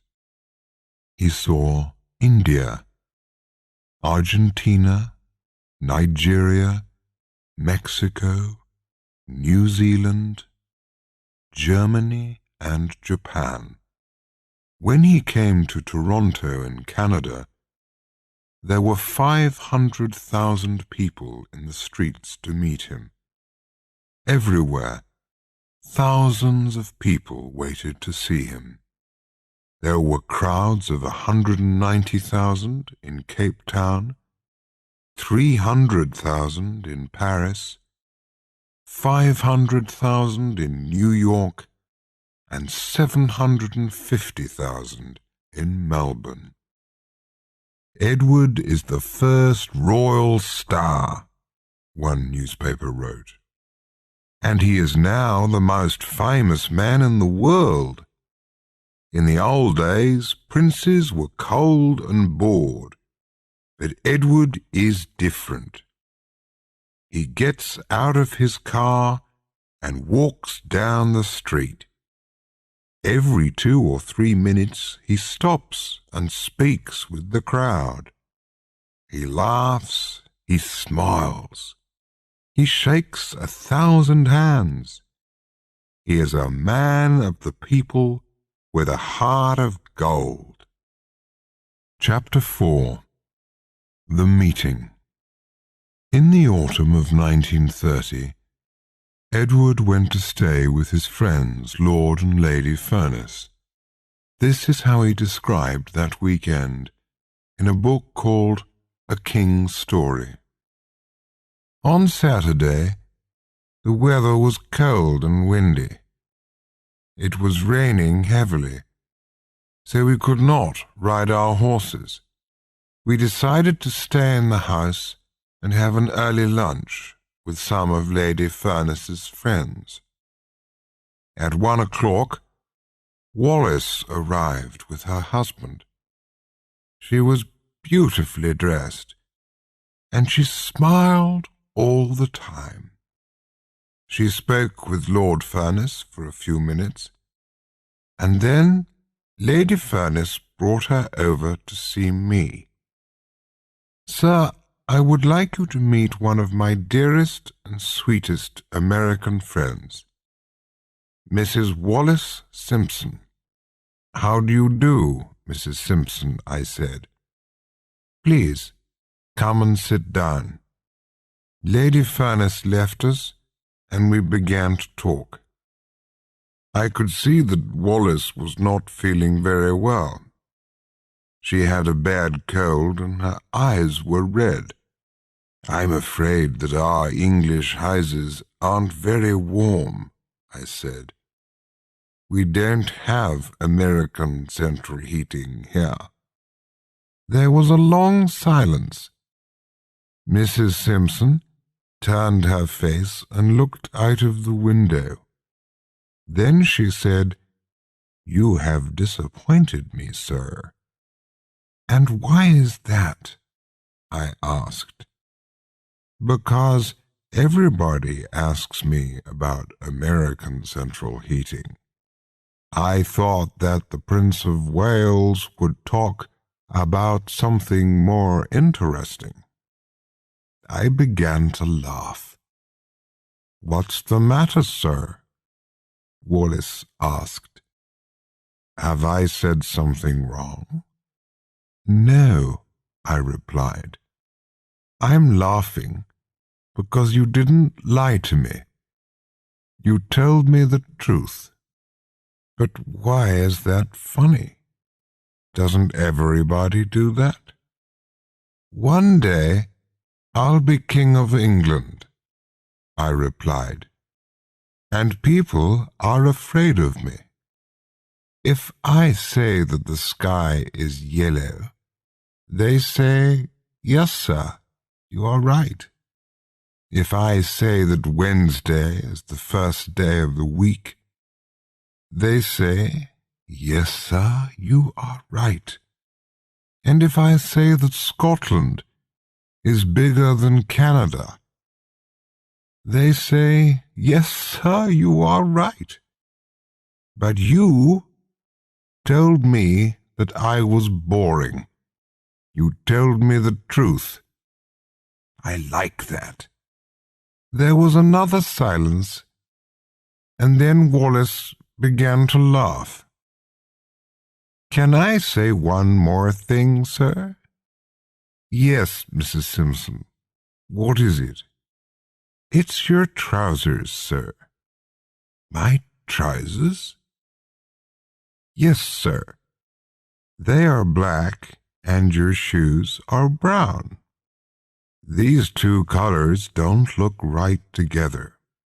I stood up and looked in the mirror. "Yes, Mrs. Simpson, you're right. I look very strange. The next time we meet, I will be better dressed." When lunch was ready, we walked through into the dining room. I sat at one end of the table, and Wallis sat at the other end.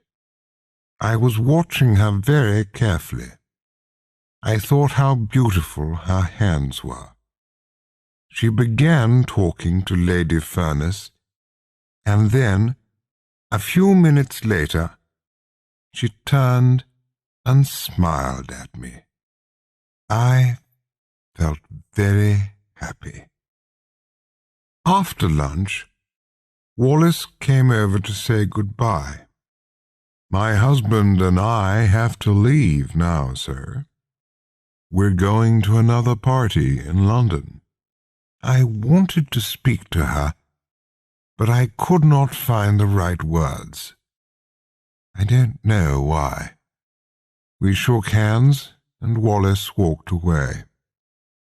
I went into the next room and sat down near Lady Furness. "Tell me about Mrs. Simpson," I said. "What would you like to know?" she asked. "Everything," I said. "Then perhaps, sir, you would like to walk in the garden. We can talk more freely there."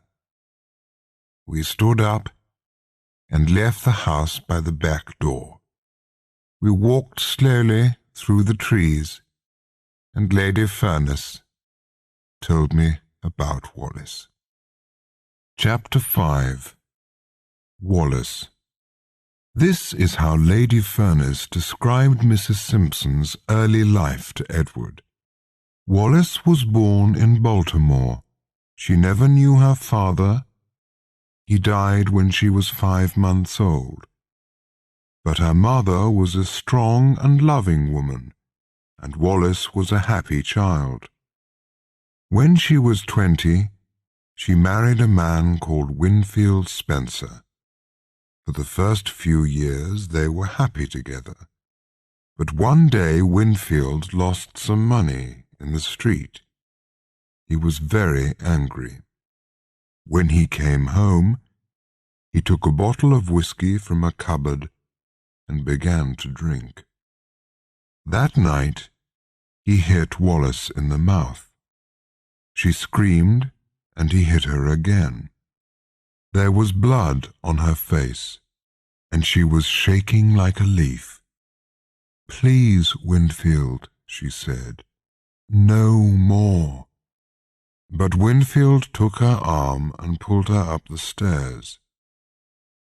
"You're my prisoner," he shouted at her, "and you're not going to leave."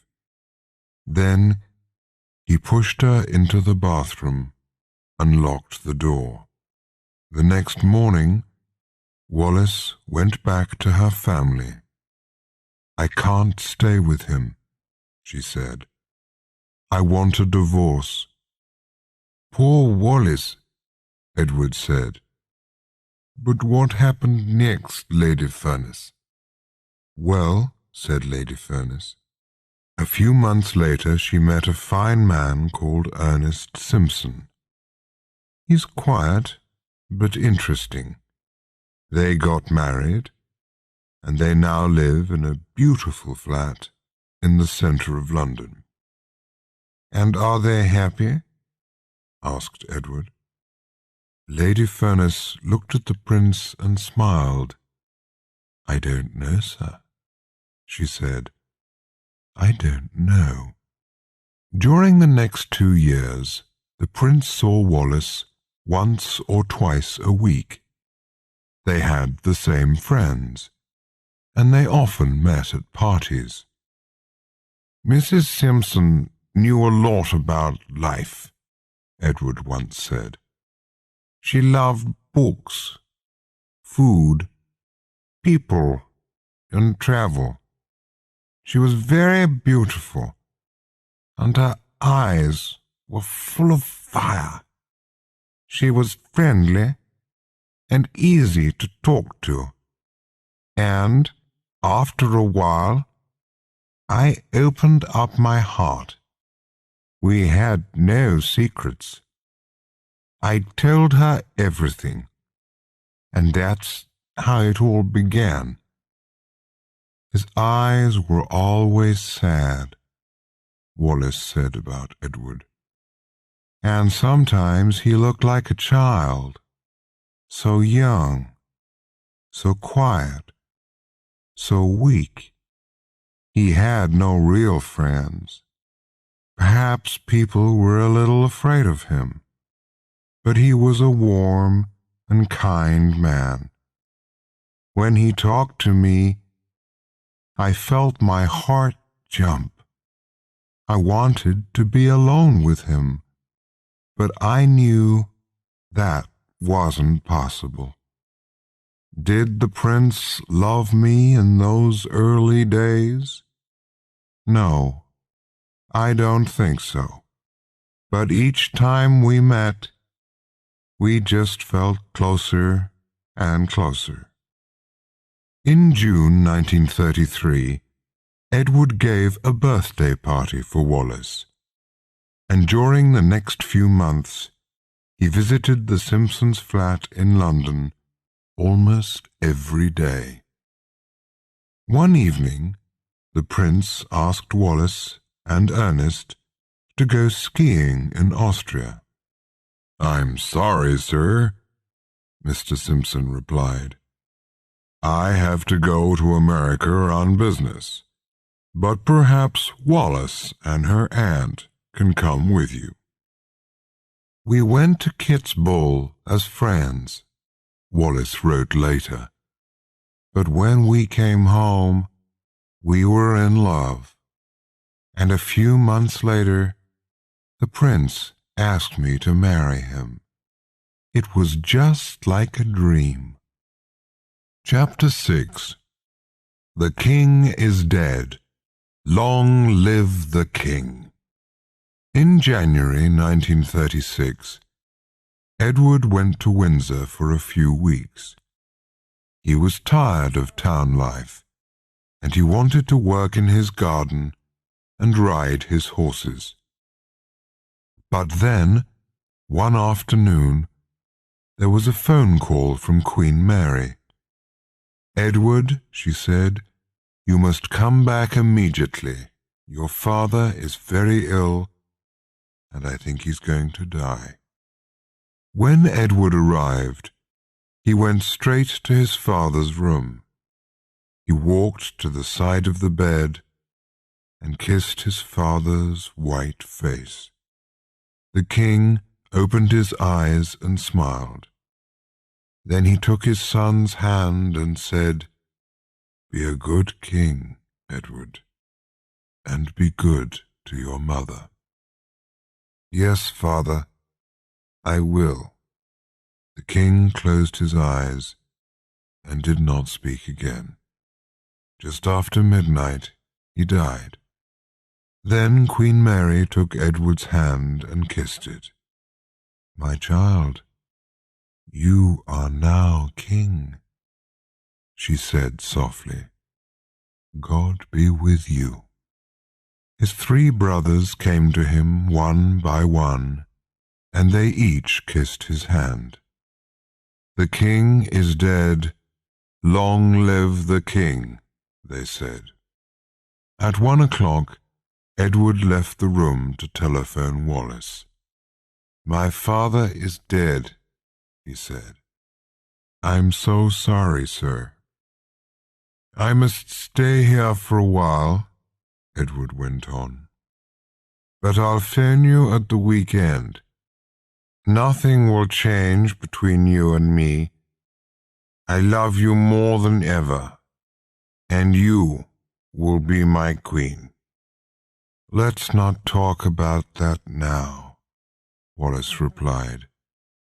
"You must go back to your family." "But you are my family, Wallace. You are everything to me. Good night. Sleep well."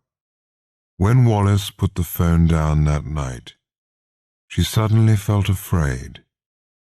"Edward is now king," she thought. "But what will happen to me?" Chapter 7. The Church. In the spring of 1936, Mrs. Simpson wrote a letter to her husband.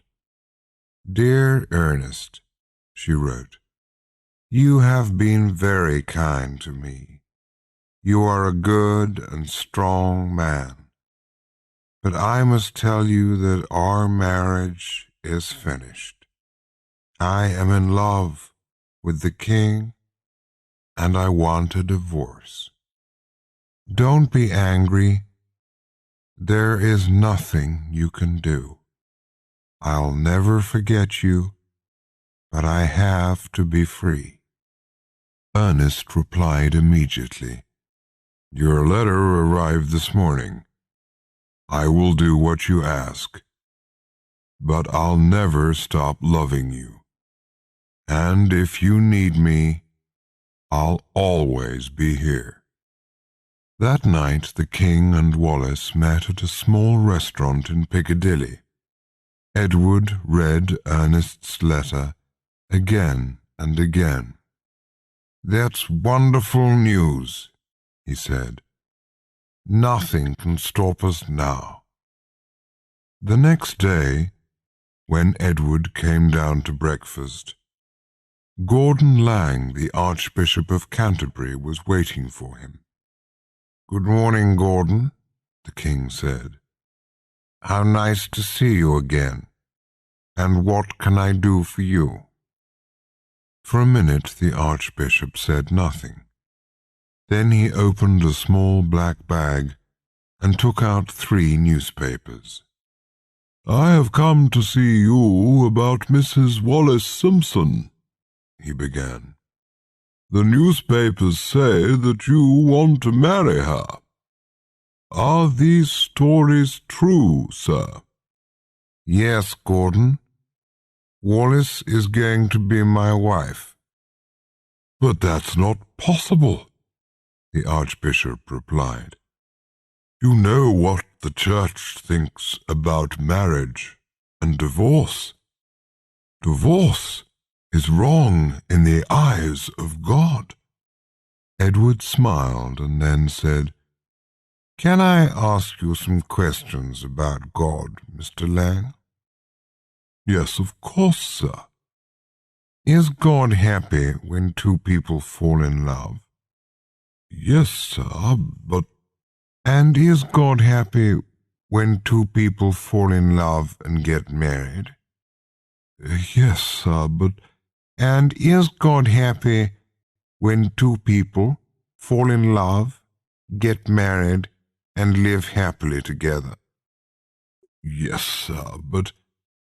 Then, Archbishop, Wallace and I will make God very happy.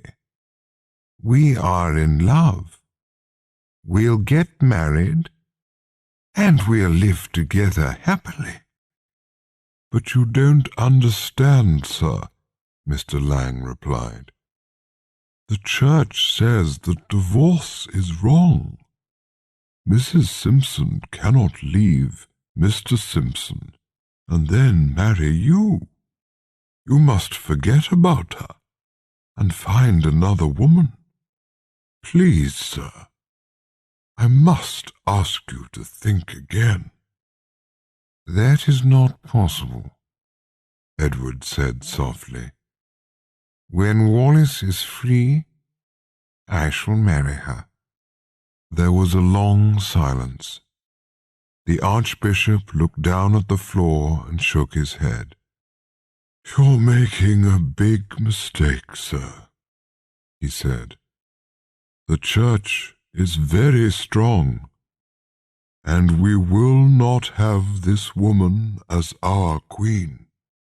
Suddenly, Edward stood up, his face red and angry. Thank you for coming, he said, but I have nothing more to say, and I want to be alone. The Archbishop stood up to go, but then turned and touched the king's arm. Please, sir, think again. The Church will be against you. I don't care, Edward replied. I have God on my side, and that is all I need. Goodbye, Mr. Lang. Chapter 8. The Storm. In July and August, Wallace and the king sailed the Mediterranean. They met Prime Minister Metaxas in Greece, Kemal Ataturk in Turkey, and King Boris in Bulgaria. But that summer is famous for Edward's clothes. On the journey from Athens to Istanbul, the king took off his shirt to get brown in the sun. It was hot, and 10 minutes later he was asleep, so he did not see the young photographer who was now taking pictures of the king. When Edward returned from the Mediterranean, there was a letter waiting for him.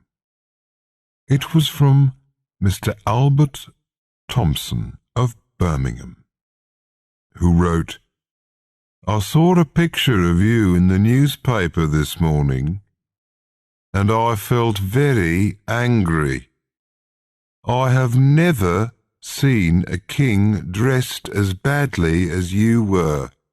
No shirt and no tie, no socks, no hat, and in short trousers.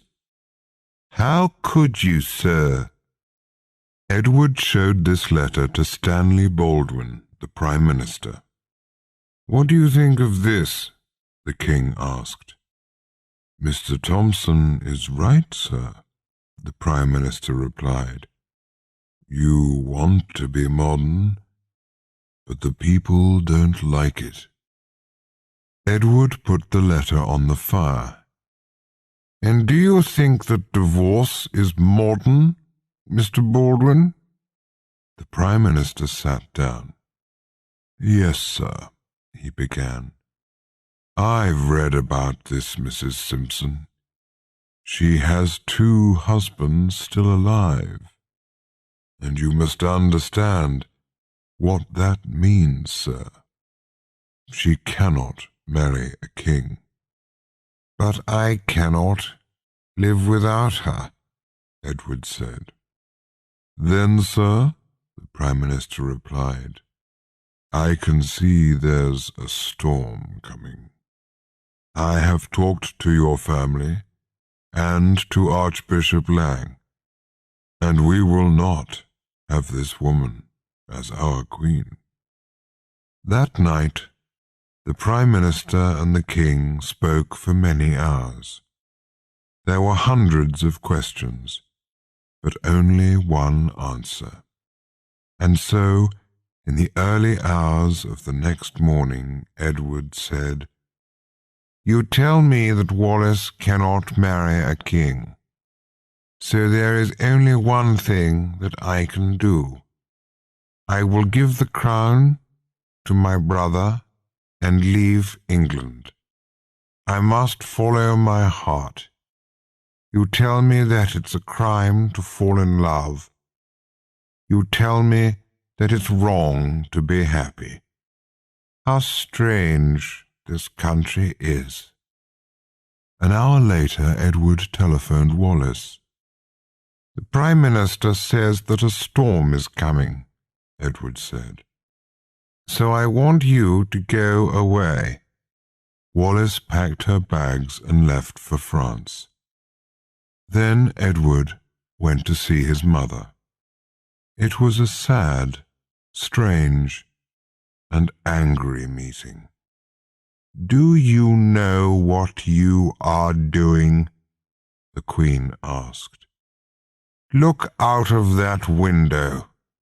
Outside this palace, there are 400 million people who call you king. They need you, and you will leave all this for Mrs. Simpson?" "Yes, Mother, I will. I'm in love." "Love?" Queen Mary shouted. "You're a king. You must love your country first." "But I'm also a man," Edward said softly, "and there's nothing that I can do." That afternoon the king telephoned Winston Churchill, one of his closest friends. "I have some sad news," Edward began. "Last night Mr. Baldwin came to see me. I have decided to go away next week." "Do you mean on holiday, sir?" "No, Winston. I'm leaving England. I'm never coming back. George will be king." "But that's not right, sir. You're a free man. You must stand and fight." "No," the king said. "I have seen war, and it's a terrible thing. I don't want to fight again." "But the people love you, and they want Wallace to be queen." "Perhaps they do," Edward replied. "But she cannot be queen. My enemies are stronger than I am. I am just a sailor. And when the winds change, the sea moves, and it takes my boat away." Chapter 9. The Woman I Love. A few days later, Mr. Churchill came to see Edward at Buckingham Palace. At first the king was quiet. Then he said, "This is my last night in England, Winston. I love this country. I wanted to be a modern, kind king. I wanted to change the world, but they stopped me. And now I have to leave." It was 10 o'clock. Edward stood up and walked over to the window. In the dark streets below, there were hundreds of people.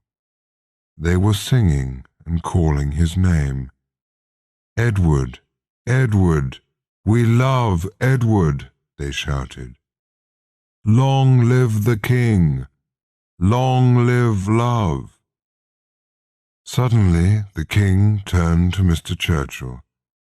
"Why is this happening to me, Winston?" he cried. "What have I done wrong?" He sat down and put his head in his hands. There was a silence in the room, but through the open window came the shouting from the street. "Long live Edward! Long live love! Long live Edward! Long live love!" Mr. Churchill came over and put his hand on the king's arm. Edward looked up. "Thank you, Winston," he said. "You were a good friend to me." "Thank you, sir. And you were a good king." At 10 o'clock the next morning the telephone rang in Edward's bedroom. "They're ready for you now, sir," a voice said. The king walked slowly down the stairs. In front of him there was an open door. The family were waiting for him. His mother sat near the window, dressed in black. His brothers stood beside her. "How close they are," the king thought. On a small table in the center of the room there was a piece of paper. Edward sat down and read these words: "I, Edward the Eighth, King of Great Britain, King of India, King of Australia, King of New Zealand, King of Canada, King of Kenya, King of Nigeria, King of Burma, King of Malaya, King of Singapore, and King of 32 other countries, have today given the crown to my brother George. God be with him and all his people. 10th of December, 1936.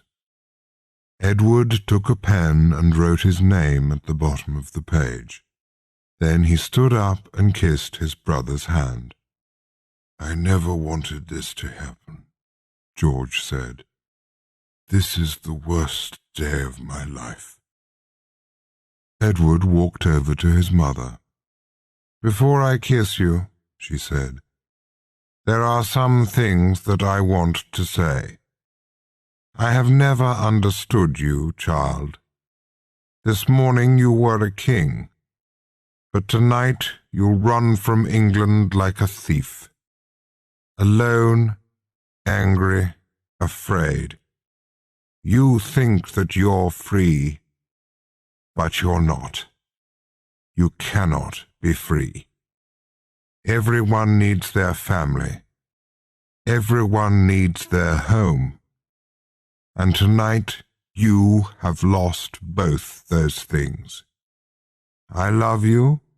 I am your mother, and nothing can change that. But if you marry that woman, you will break my heart. Go now. It is all very sad." Edward kissed Queen Mary's hand. Then he turned and walked away. The next day Edward returned to Windsor Castle. He went into a small, cold room at the top of the building. From there, he spoke on BBC radio to Britain and the world. This is what he said. "Tonight, for the first time, I can say a few words to you. Earlier today, I gave the crown to my brother George. He is now your king. I will soon leave this country and travel to France. My heart is with Wallace, and I cannot live without the woman I love. I don't know what will happen to me. Perhaps I will never see England again. But think of me tonight when I sail across the sea.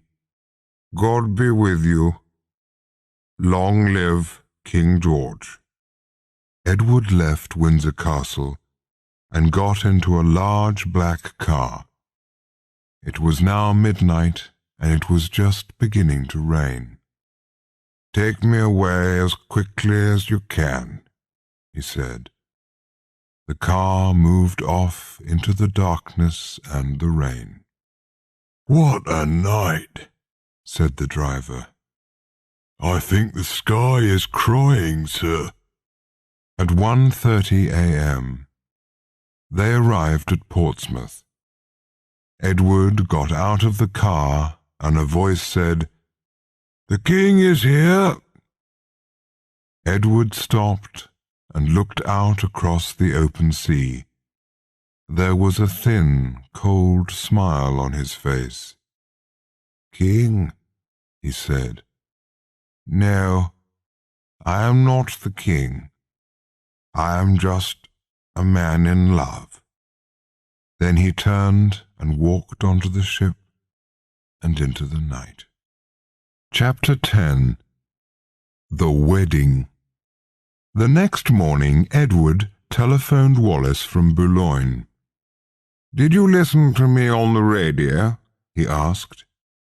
"Yes, of course," she said. "And how did you feel?" "I was sitting in my room alone," Wallace said. "And when I listened to your words, I felt so sad. I put my hands over my eyes and I just cried. I couldn't stop myself. You have left everything for me. But I love you so much, Edward, and with me you'll be the happiest man in the world." "I am that already," he replied. "You are all that matters in my life." Edward married Wallace Simpson 6 months later, on the 3rd of June 1937. None of the royal family came to the wedding. Edward was 43, Wallace was 41, and they now took a new name, the Duke and Duchess of Windsor. A few weeks later, Edward wrote to his brother, King George. "I was surprised that you didn't come to the wedding," he wrote. "But Wallace is now my wife, and nothing can change that.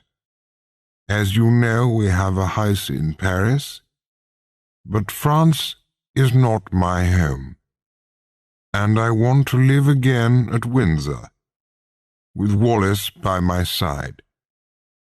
"I'm sorry, Edward," King George wrote back, "but you know how I feel about that woman. I do not like her. I will never like her.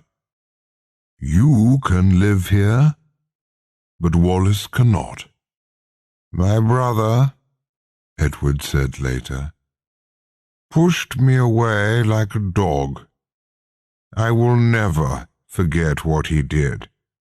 And after that, I decided that I didn't want my family. They didn't want Wallace, and so I didn't want them." Chapter 11. Paris. For the next 30 years, the Duke and Duchess lived in Paris. They gave parties and travelled round the world, but they never went back to Buckingham Palace. When King George died in 1952 and Queen Mary died in 1961, Edward returned to Windsor for a few days, but Wallis stayed in France. "It's your family," she said, "not mine."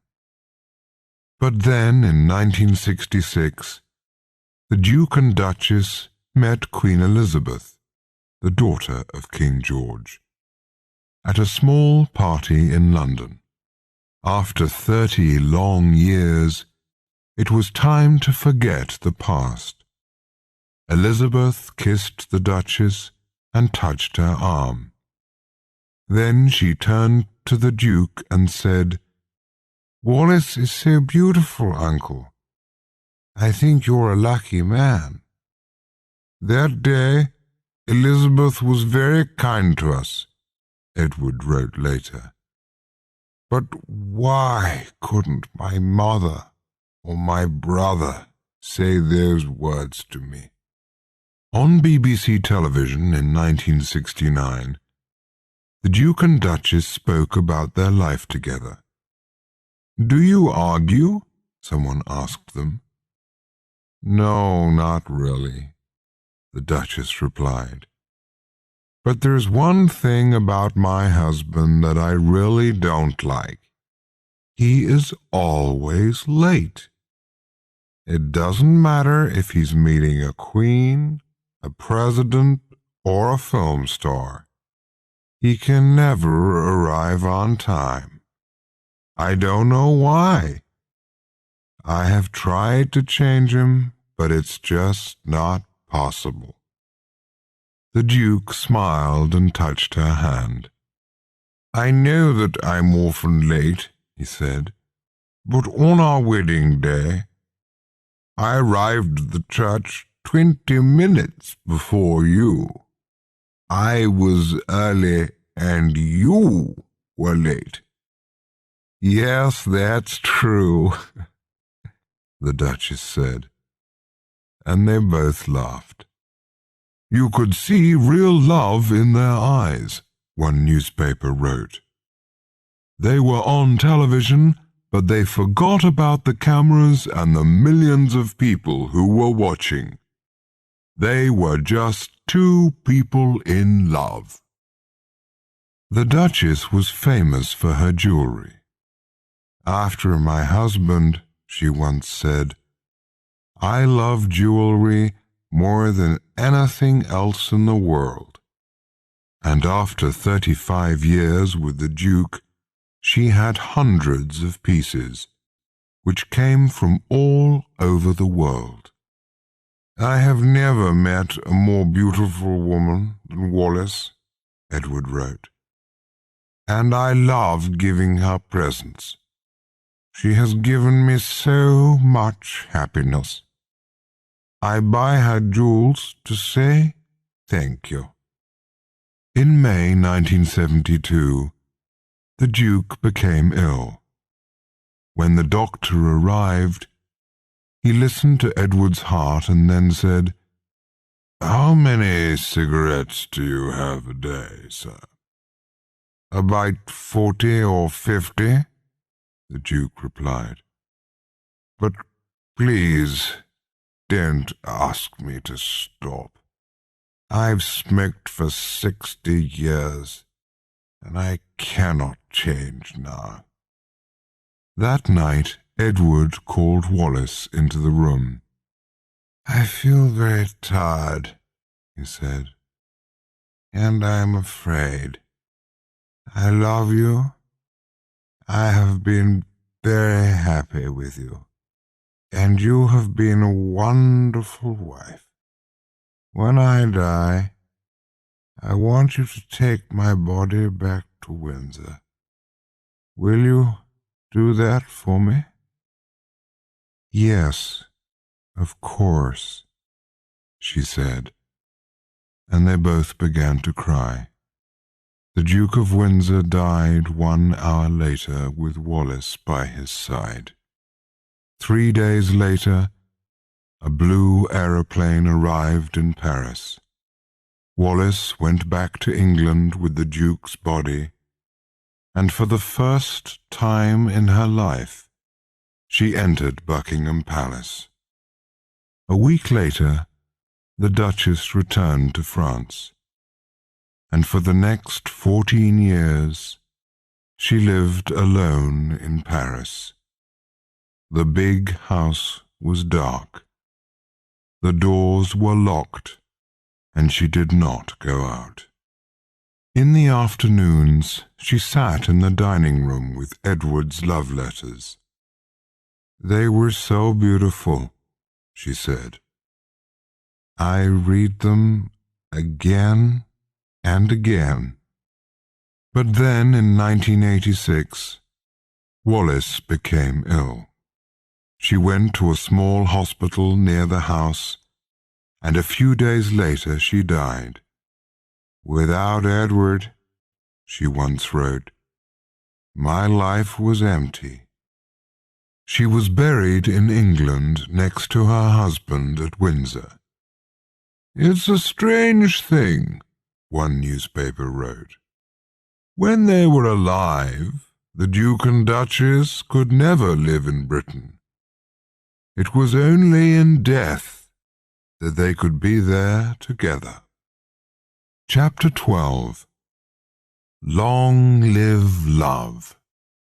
In 1970, 2 years before his death, Edward said, "There are some people who think that I was wrong to give away my crown, but they don't understand true love.